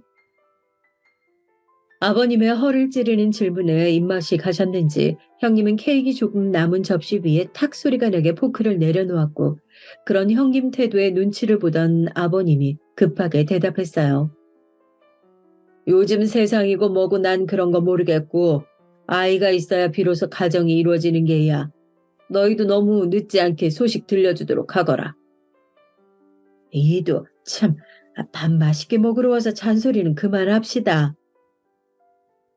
어머님의 제지로 아버님은 큼 하는 헛기침을 마지막으로 짧은 침묵이 오갔고 형님과 동서는 노력해보겠다며 되도 않는 억지 웃음을 지으며 시아버지의 생신은 하했습니다. 뭐 하나라도 꼬투리 잡으려 안달이 난 형님과 동서를 상대하고 나니 진이 빠져서 몸살이 날 것 같았어요. 아니나 다를까 다음날 아침 고열로 인해서 몸져 눕는 신세가 돼버렸답니다. 남편에게 얘기를 들은 건지 어머님이 찾아와 병간호를 해주셨어요. 아유, 얼굴이 헬스케진 것 봐. 어제 제대로 된 식사 한번 못했다고 하니까 아주 뼈밖에 없다. 일단 죽이라도 먹자. 맑은 흰 죽을 뜨거울까 후후 불어가며 떠먹여 주시는 어머님에게 전 연신 감사하단 말만 남겼어요. 그렇게 죽을 모두 비우고 얼음이 담긴 주머니를 이마에 올려주신 어머님이 몸이 너무 약해진 것 같다며 아버님께 말해 한약이라도 지어주신다는 걸 두 손으로 저어가며 괜찮다고 말렸지만 결국 어머님은 아버님에게 전화를 하러 가셨고 그로부터 몇 시간 후 열이 떨어진 것을 본 어머님은 집으로 돌아가셨어요. 그렇게 또 시간이 지나 퇴근 시간쯤 누군가 배를 눌러 어머님이 뭘 두고 가셨나 봤더니 형님과 동서더라고요. 어쩐 일인가 해 문을 열어주니까 팔짱을 낀 채 삐딱한 표정으로 절 보고 있더라고요. 어머, 형님 동서도 여기 무슨 일로 오셨어요? 이년 보세. 손님이 왔으면 먼저 안으로 들어오라는 게 예의 아닌가? 순간 전 제가 뭔가 잘못 들은 건가 했어요. 다짜고짜 찾아와 욕짓거리라니. 저는 어이가 없었지만 일단은 안으로 들어오라고 했고 제 말이 끝나기도 전에 제 어깨를 밀치며 안으로 들어오던 둘은 겉옷과 가방을 소파에 벗어던지며 다리를 꼬고 앉아 저를 위아래로 훑더라고요. 아프단 사람이 참 멀쩡해 보이네. 이거 꾀병 부린 거 아니야?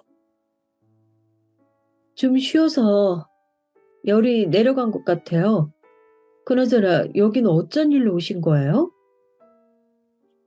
아버님이 큰형님한테 형님 아프니까 약 좀 지어서 갖다 바치랍디다. 도대체 아버님하고 어머님을 어떻게 구워 삶았길래 저렇게 형님에게 짤짤매는 거예요? 제 물음에 동서가 커다란 등치에 걸맞는 큰 목소리로 답했고 전 그제서야 이 상황이 조금은 이해가 되더라고요. 분명 엄살 부리면서 불쌍한 척 해냈겠지. 이 여우 같은 년. 우리가 무슨 네 심부름꾼인 줄 아니? 서윤이 방에서 자고 있어요. 목소리 줄이세요. 그리고 저 한약 괜찮다고 극구 사양했고 그걸 형님한테 시킬 거란 생각도 못했다고요. 그러니 여운이 뭐니 정 그런 욕 들을 이유 없습니다. 용건 끝나셨다면 나가주세요. 앙칼진 형님의 목소리가 거실에 쩌렁쩌렁 울렸고 전 행여나 자고 있는 서윤이가 깰까 최대한 침착하게 말하며 그 둘에게 나가달란 제스처를 취했어요. 그랬더니 갑자기 벌떡 일어난 형님이 제 머리채를 잡는 거예요. 인연이?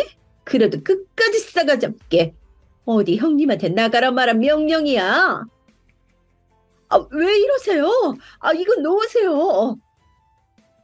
다짜고짜 잡힌 머리채에 내려간 열이 다시 오르는 것 같더라고요. 전 겨우 손을 뿌리쳤고 옆에선 동서가 말리는 기는커녕 옷과 가방을 챙겨 형님에게 건네주더라고요. 너 명심해.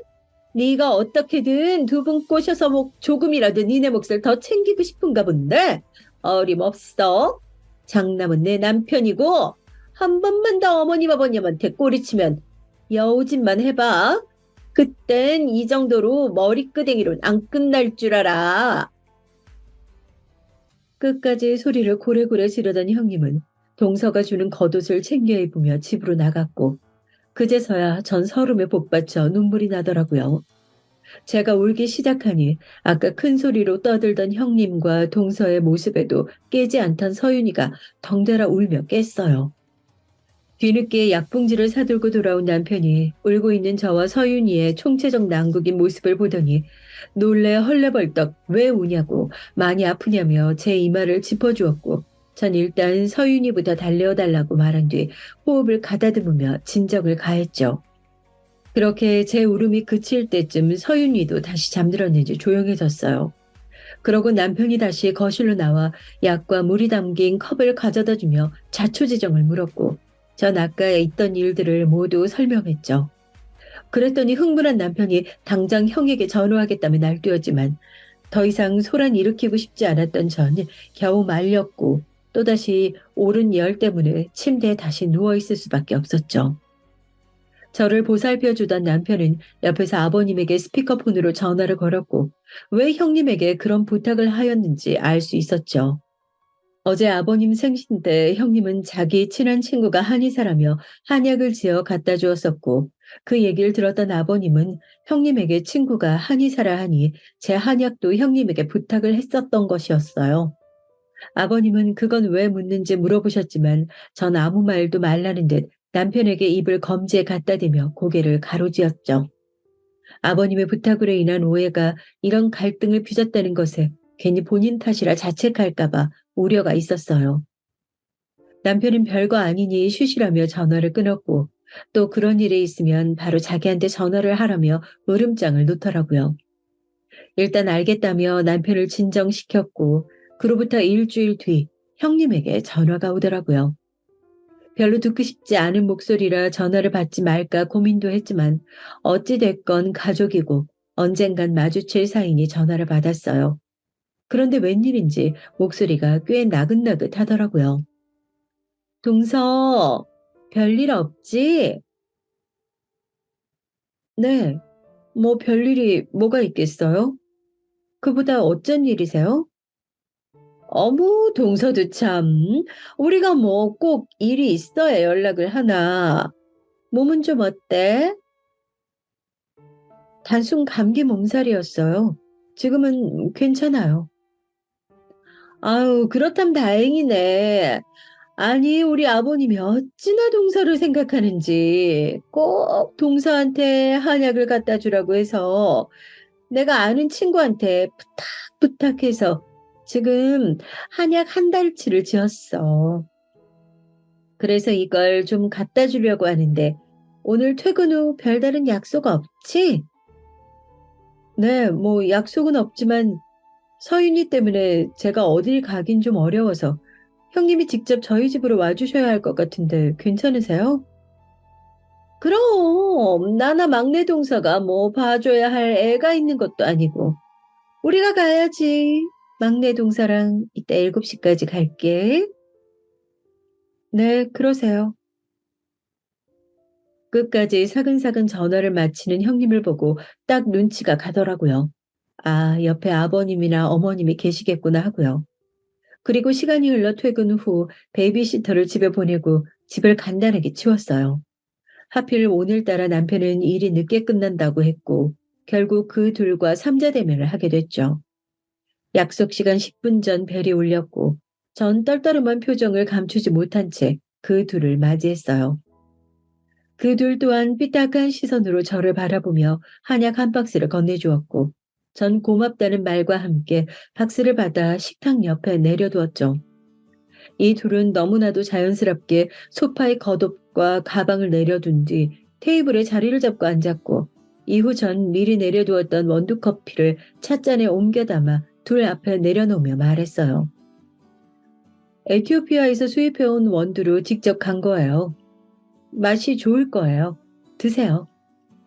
어머, 병원에서 일한다면서 차고 넘치게 마시는 게 커피인데 이렇게 센스가 없어서야. 동서가 일하는 병원의 의사들은 동서 참 답답해하겠다. 그렇게 뜨거운 커피는 됐고 혹시 뭐 주스 같은 건 없어? 아까와는 확연히 달라진 말투에 아까 통화할 때 옆에 아버님이 계셨겠구나 했던 제 예상은 거의 확신이 되었고 전 냉장고를 한번 살펴보고 주스는 없는데 그냥 커피 드시면 안 되냐고 물었고 기어코 주스가 드시고 싶다는 형님에게 그럼 편의점 좀 다녀올 테니까 잠시만 기다려달라고 했죠. 동서, 난 오렌지 주스를 부탁해. 설마 내가 한약까지 갖다 줬는데 이 정도로 서운해하고 그러는 거 아니지? 네. 뭐 한약은 잘 마실게요. 혹시라도 서윤이 깨면 바로 전화 좀 주세요. 형님, 전 콜라요. 간단하게 외투를 입고 지갑을 챙겨 나가는데 그 와중에도 원하는 음료를 외쳐대는 형님과 동서에게 꽉 쥔 주먹을 뒤로 숨긴 채 문을 닫았죠. 그렇게 편의점에서 오렌지 주스와 콜라를 사들고 가는 길에 혹시라도 서윤이가 울며 엄마를 찾지 않을까 걱정돼서 맘카를 켜보았어요. 그리고 둘만 남겨진 집에서 오가는 대화에 경악을 금치 못했죠. 내가 진짜 이깟년 때문에 이런 심부름까지 해야 되나? 그러게, 혜진이 너도 진짜 대단해. 나 같았으면 아무리 아버님이 옆에 있어도 그렇게 곱게 전화하지 못했을걸? 야, 나라고 뭐 좋아서 그랬겠니? 그 노인네들 눈밖에 나봐서 좋을 거 없어. 하여간 늙으면 뒤져야 하는데 노인네들 팔팔한 게 아주 그냥 100살까지 살겠어. 야, 너 무슨 그런 끔찍한 소리를 하냐? 생각만 해도 지긋지긋하다, 얘. 잠깐 들은 대화임에도 손발이 덜덜 떨리더라고요. 전 애써 마음을 침착하게 다잡으며 어플을 종료하였고 집으로 돌아갔습니다. 엘리베이터에 내려서 현관까지 걸어가는데 뭐가 그리 즐거운지 웃음소리가 복도를 다 울리더라고요. 비밀번호를 누르고 집으로 들어가자 둘은 언제 그랬냐는 듯 하던 대화들은 멈추고 웃음기 사라진 얼굴로 절 바라보며 말했어요. 꽤 오래 걸렸네. 저희 아파트가 상가 이쪽 동이랑 반대편에 있어서 앞에 있는 편의점이라고 해도 거리가 꽤 돼서요. 시간이 좀 걸렸어요. 전 오렌지 주스와 콜라를 주스잔에 따라주며 말했어요. 작은 아주버님은 오늘 많이 늦으시나 봐요. 어, 일하는 알바생이 갑자기 못 나온다고 해서 대타 뛰고 있어. 주스잔을 건네주며 대답한 뒤 드시라는 말과 함께 저도 자리에 앉았어요. 저번 주에 내가 행동이 좀 경솔했어. 그 부분은 사과할게, 동서. 무슨 꿍꿍이인지 지난주 제 머리채를 잡았던 일을 먼저 사과하는 형님에게 의심의 눈초리를 거두지 못한 채 사과를 받아줬죠. 그런데 동서도 알다시피 우리 남편이나 막내 동서 남편은 아버님 밑에서 건물 관리인으로 잡다한 일 이런저런 거 다 하면서 월에 얼마 받는 줄 알아? 얼마 받으시는데요? 500. 고작 500 받으면서 그 뒤치다꺼리 다 한다고. 그런데 둘째 서방님은 본인 사업이라 쳐도 월에 못해도 1000 이상은 거뜬히 벌잖아? 네, 뭐, 그 정도는 벌죠. 형님 말씀대로 본인 사업을 하는 거니까요. 동서가 뭐 모르는 모양인데, 둘째 서방님 사업 자금을 누가 대줬겠어? 아버님이 대준 거야. 그런 탄탄한 기초 자본금 없으면 그렇게 성공도 못 한다고. 그래서 형님이 하시고자 하는 말씀이 뭔데요? 제 물음에 우물쭈물하던 형님 옆으로 동서가 이때다 싶었는지 큰 소리로 답하더라고요. 유산 안 받는다고 하세요. 건물 관리도 저희 남편들이 다 하는데 당연히 건물도 큰아주버님하고 제 남편이 오롯이 받는 게 맞죠? 아니 그게 무슨 어처구니가 없었어요. 유산을 포기하려니 이 둘은 검은 속내가 빤히 보여 슬슬 진절머리가 나더라고요. 이 얘기는 못 들은 걸로 할게. 아직 아버님 어머님 두 분 다 정정하시고 벌써부터 이 문제를 거론하는 건 아닌 것 같은데. 그럼 아버님이 동서를 이뻐하니까 우리 남편은 월급 조금이라도 올려주라고 얘기 좀 해줘봐. 제 말이 끝나자마자 기다렸다는 듯이 말하는 형님. 이건 또 무슨 소리인지 더 이상 이 둘의 얘기를 들으면 안 되겠다 싶었죠. 그런 얘기는 제3자인 제가 드리는 것보다 형님이나 동서가 하는 게 맞다고 보는데요. 이 얘기 또한 못 들은 걸로 할게요. 한약은 정말 고마워요. 잘 받았다고 저도 아버님께 말씀드리죠. 이제 용건 끝나셨으면 돌아가 보세요. 저녁 시간대 지났는데 집 가서 아주머님하고 서방님 기다리시겠어요? 제 얘기를 들은 둘은 시계를 보더니 시간이 벌써 이렇게 됐냐며 불이 나게 짐을 챙기고 집을 갔어요. 그리고 곧이어 남편이 돌아왔고 아까 제가 편의점 다녀올 동안 둘이 대화하던 녹화본을 같이 봤죠. 다행히도 저희 집 망칸은 안방을 빼곤 모두 자동 녹화가 되게끔 설정을 해둔 터라 제가 들은 그 짧은 대화를 제외한 전과 후 그 둘의 대화를 긴밀히 살필 수 있었어요. 아까 들었냐? 에티오피아 어쩌고 하면서 또 유식한 척, 아우, 고상한 척 하는 거. 완전 재수없어. 근데 여긴 저번에 왔을 때도 느꼈는데 집이 좀 큰 것 같지 않아? 이 정도 평수면 한 50평은 되려나? 50평 훨씬 넘지. 난 아직 30평대인데. 나도 그래. 근데 우리 집은 평수가 훨 작은데 이것보다 더러운데 여긴 집도 넓은데 청소도 잘 돼 있네.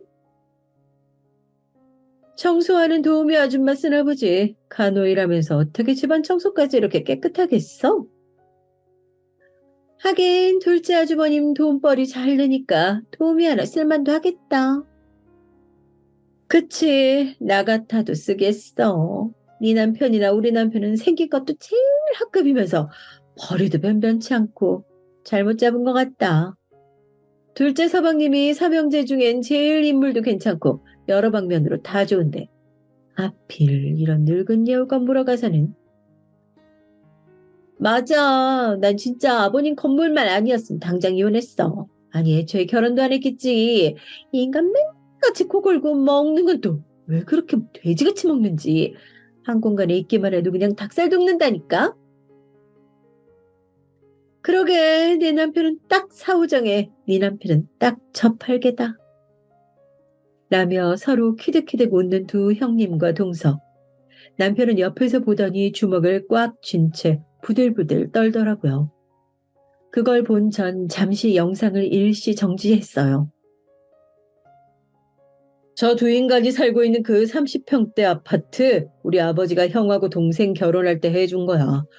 우리 손 하나 안 벌리고 둘이 아껴가며 모은 걸로 20평대에서 옮긴 건데 그런 것도 모르고. 난 알지 여보. 허영심만 가득 찬 저 둘이 그런 것까지 알겠어? 전 떨고 있는 남편의 두 손을 꽉 붙잡아 주었고 영상을 다시 재생했어요. 아, 진짜 너무 웃겨. 근데 저 한약은 얼마 줬어? 저거? 내가 버리는 약재들로 구색만 맞춰달라고 해서 얼마 안 줬어? 내가 진짜 이깟년 때문에 이런 심부름까지 해야 되나? 그러게 혜진이 너도 진짜 대단해. 나 같았으면 아무리 아버님 옆에 있어도 그렇게 곱게 전화하지 못했을 거야. 나라고 뭐 좋아서 그랬겠냐? 그 노인네들 눈밖에 나봤자 좋을 거 없어서 그러지. 하여간 늙으면 뒤져야 되는데 노인네들 팔팔한 게 아주 100살까지 살겠어.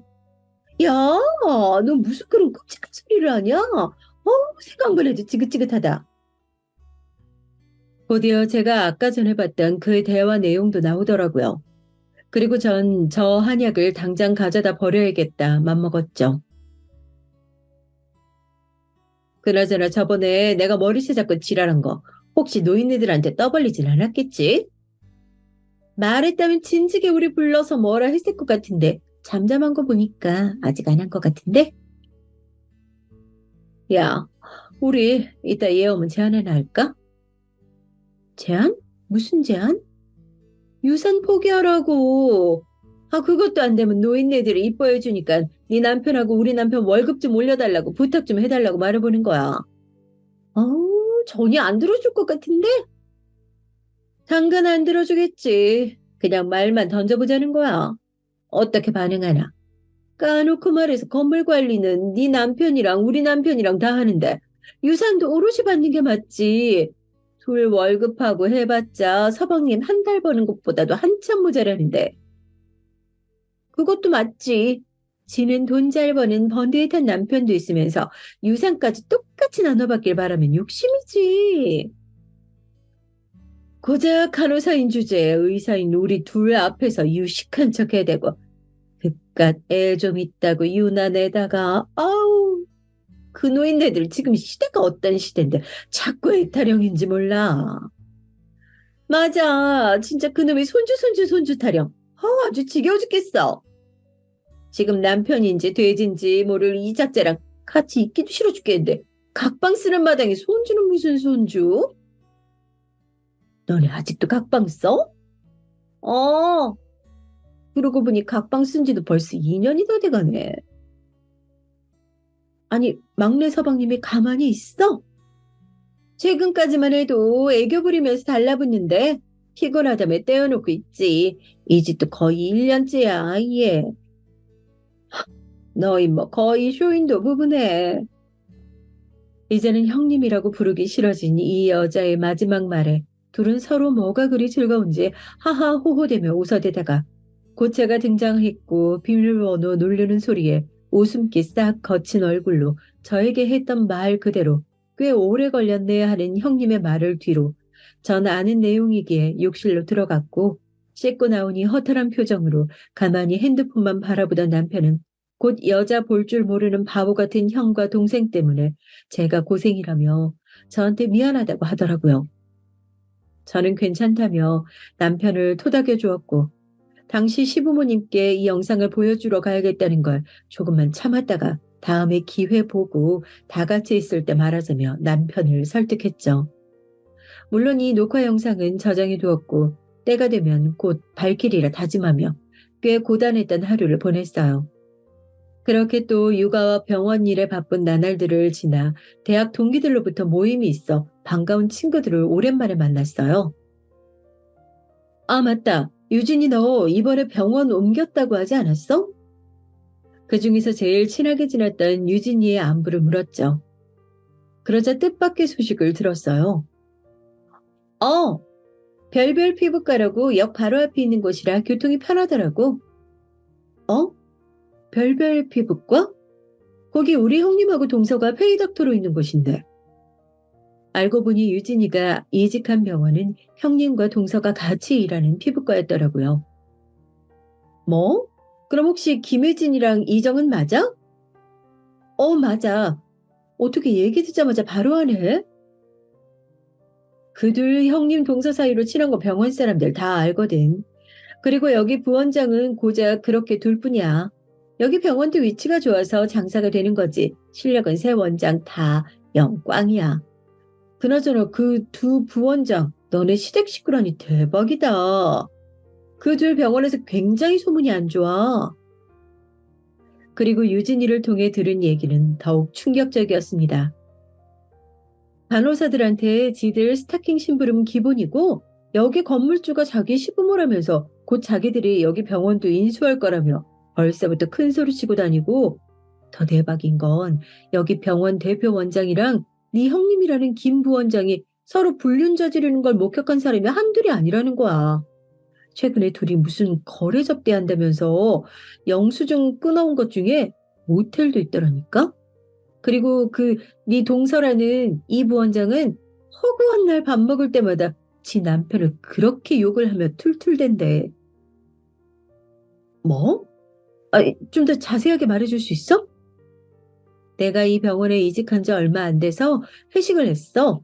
환영의 명목으로 시작한 회식이었는데 그 회식 자리에서 네 동서란 사람은 그때도 어김없이 자기 남편을 그렇게 욕을 보더라고.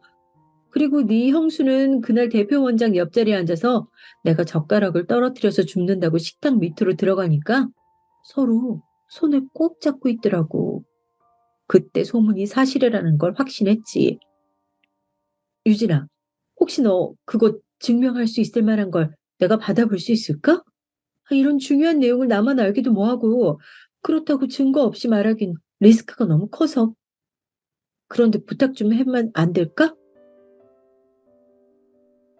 두 손 꼭 잡고 부탁하는 제 모습을 본 유진이는 흔쾌히 부탁을 들어주기로 하였고 이 엄청난 내용을 전 집에 가자마자 남편에게 얘기를 했습니다. 그게 사실이면 얼른 형이나 진욱이한테 얘기를 해야지.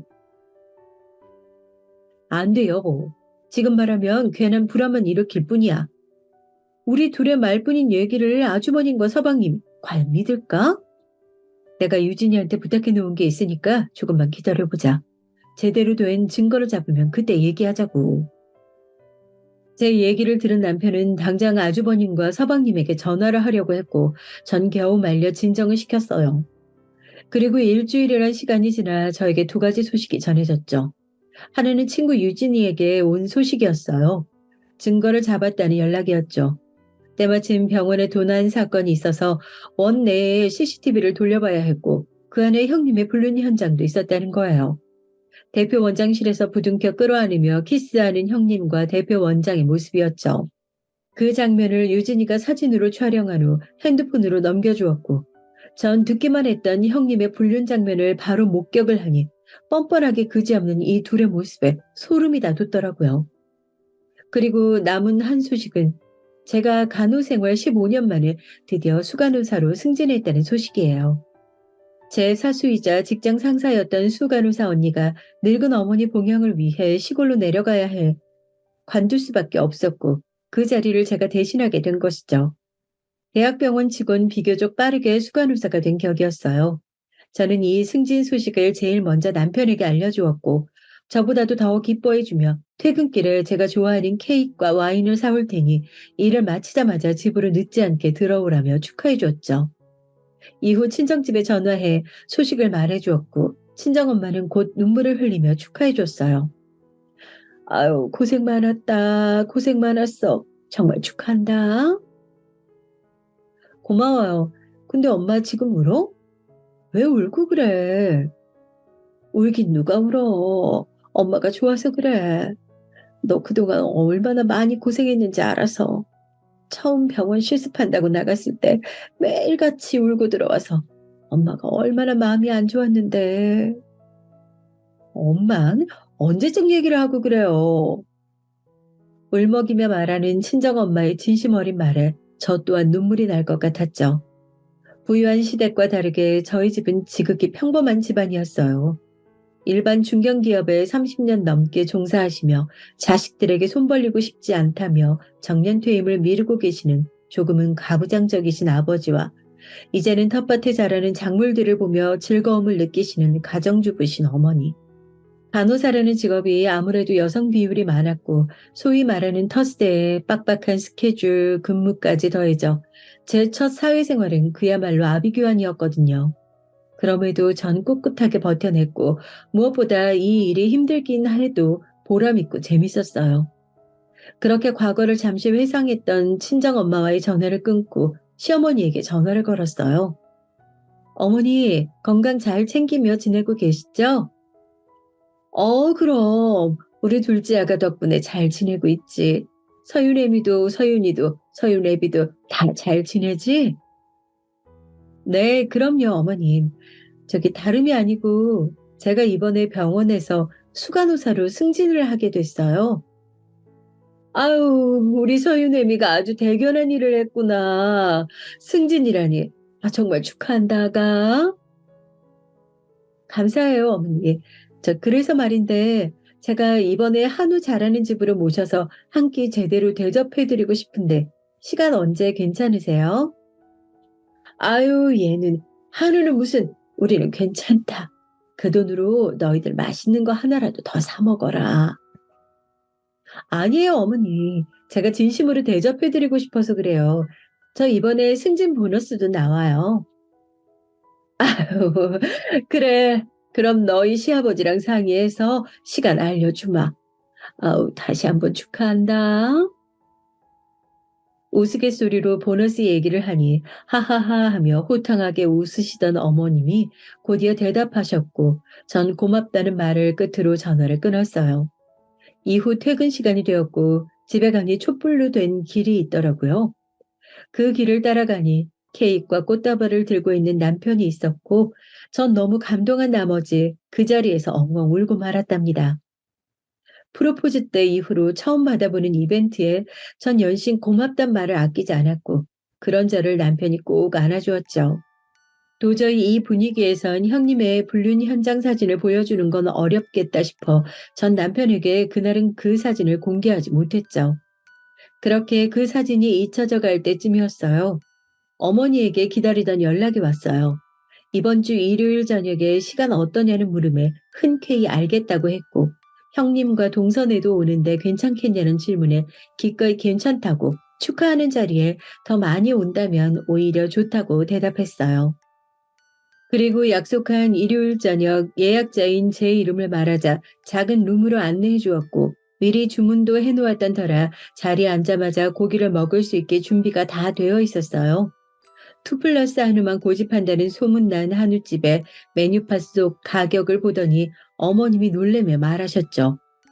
어휴, 둘째아가, 이거 가격이 너무 센 거 아니냐. 우린 그냥 소고기집으로 가도 되는데. 아니에요, 어머니.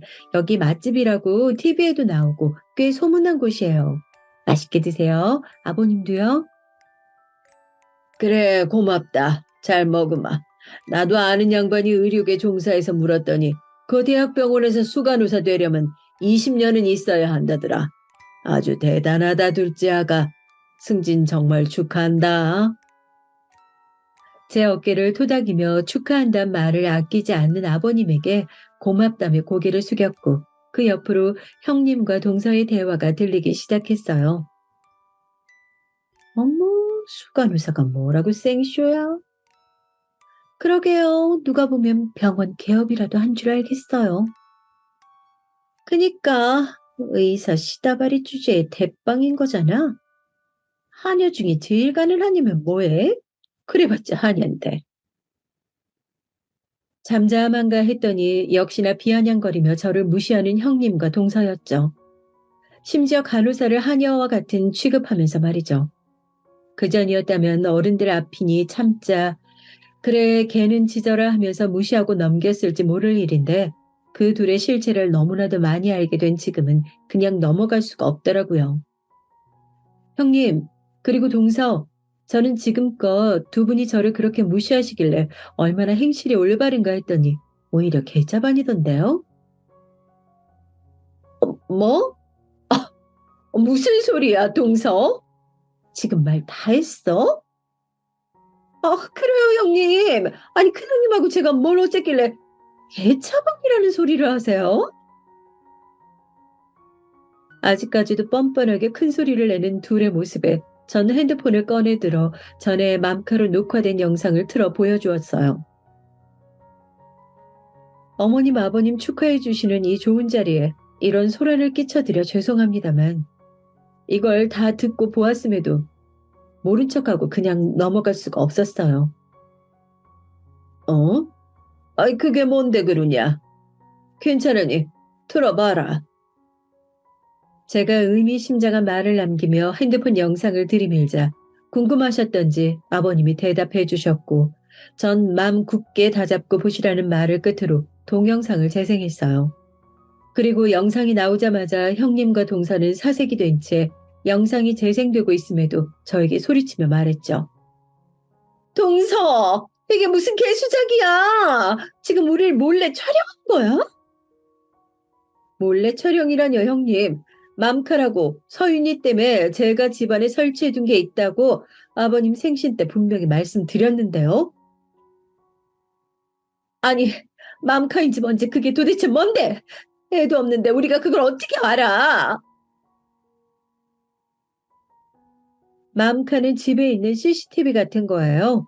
실시간 녹화되는 거고요. 본래 목적은 아이를 지켜보기 위함인데 이런 식으로 쓰일 줄은 저도 몰랐네요.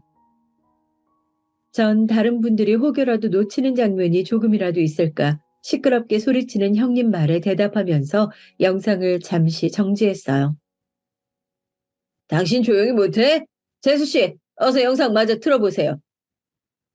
전 아주버님에게 고개를 끄덕이며 영상을 다시 재생했고, 어머님, 아버님은 본인들의 뒷담화가 나오자 허흡하며 숨을 들이킨 후 아이고 아이고 하며 무릎을 치며 우셨어요.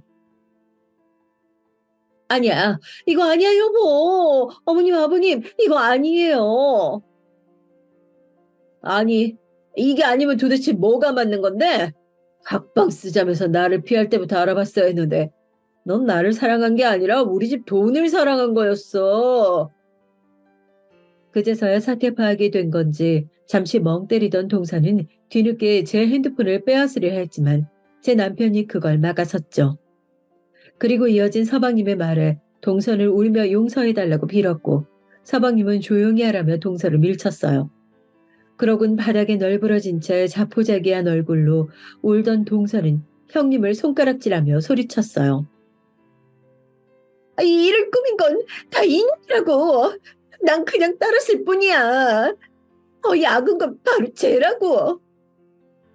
너 진짜 조용히 못해? 이후 서방님은 동서가 더 이상 말을 잇지 못하도록 입을 큰 손바닥으로 막았고 형님은 아주버님에게 계속 아니라며 자기가 함정에 빠졌다는 말만 되풀이했죠. 어느덧 영상은 형님과 동서가 저의 집을 나서는 것까지 모두 재생되었고 전 다시 핸드폰을 가져와 하나의 사진을 찾아 아주버님 앞으로 보여주었어요. 바로 형님의 불륜 현장이었죠. 아주버님은 떨리는 몸을 주체하지 못한 채 형님에게 따귀를 날리셨고 그렇게 제 승진 축하 자리는 풍비박산이 되었답니다.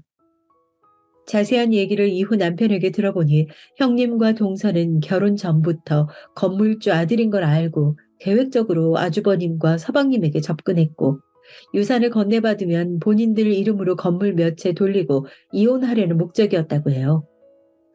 꼬리가 길면 밟힌다는 말이 있죠. 형님과 동서의 선 넘은 욕심과 허영심은 본인들을 파멸의 길로 인도하는 헛된 것들이었죠. 그 후로 형님과 동서는 위자료와 재산 분할 하나 없이 이혼을 당했다고 합니다. 형님과 동서의 사이도 멀어질 대로 멀어져서 이제는 서로 보기만 하면 물어뜯는 앙숙이 되었고 그리고 불륜 남녀로 소문이 나버린 대표 원장과 형님은 의사협회에도 왕따를 당했고 병원도 문을 닫았다고 해요. 그리고 전 이 소식을 들려준 유진에게 전화를 걸었어요. 유진아, 나 때문에 실업자 돼서 어떡해? 미안하고 고맙네. 괜찮아. 그런 불륜맘 난무하는 더러운 병원에선 나도 일하고 싶지 않았어. 그리고 나도 이참에 좀 쉬면서 애들 좀 보려고. 워킹맘 이거 여간 힘든 거 아니잖아. 유진이의 마지막 말이 와닿더라고요. 대한민국에서 워킹맘으로 살아간다는 건 아직까진 꽤 힘든 일인 것 같습니다.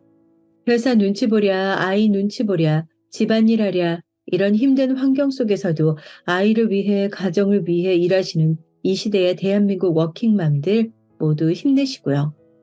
이후로 저에겐 시댁에 스트레스 주던 둘이 사라져서인지 곧 평화가 찾아왔어요. 모든 일이 밝혀지던 그 일이 있고 이후 며칠이 지나 둘째 임신 소식을 들었고 이 소식은 모두에게 지금까지 일들은 씻어줄 만한 힘을 가져다 주었답니다. 남편은 물론이고 시어머님은 그런 저를 얼싸안은 채 고맙다며 우셨고 시아버님도 저의 어깨를 두드리며 둘째 아이가 우리 집의 복덩이라며 축하하고 고맙다는 말을 아끼지 않으셨어요. 혹시라도 이 일로 저를 원망하진 않을까 걱정도 되었던 아주버님과 사방님은 되려 저에게 그런 사기 결혼을 더 늦지 않게 멈출 수 있도록 도와주어 고맙다고 하셨고 저도 괜히 걱정을 하였다는 걸 뒤늦게 깨달았답니다. 그렇게 시댁도 조금씩 웃음을 되찾아갔어요. 그런 지금까지 저의 긴 얘기를 들어주셔서 감사합니다.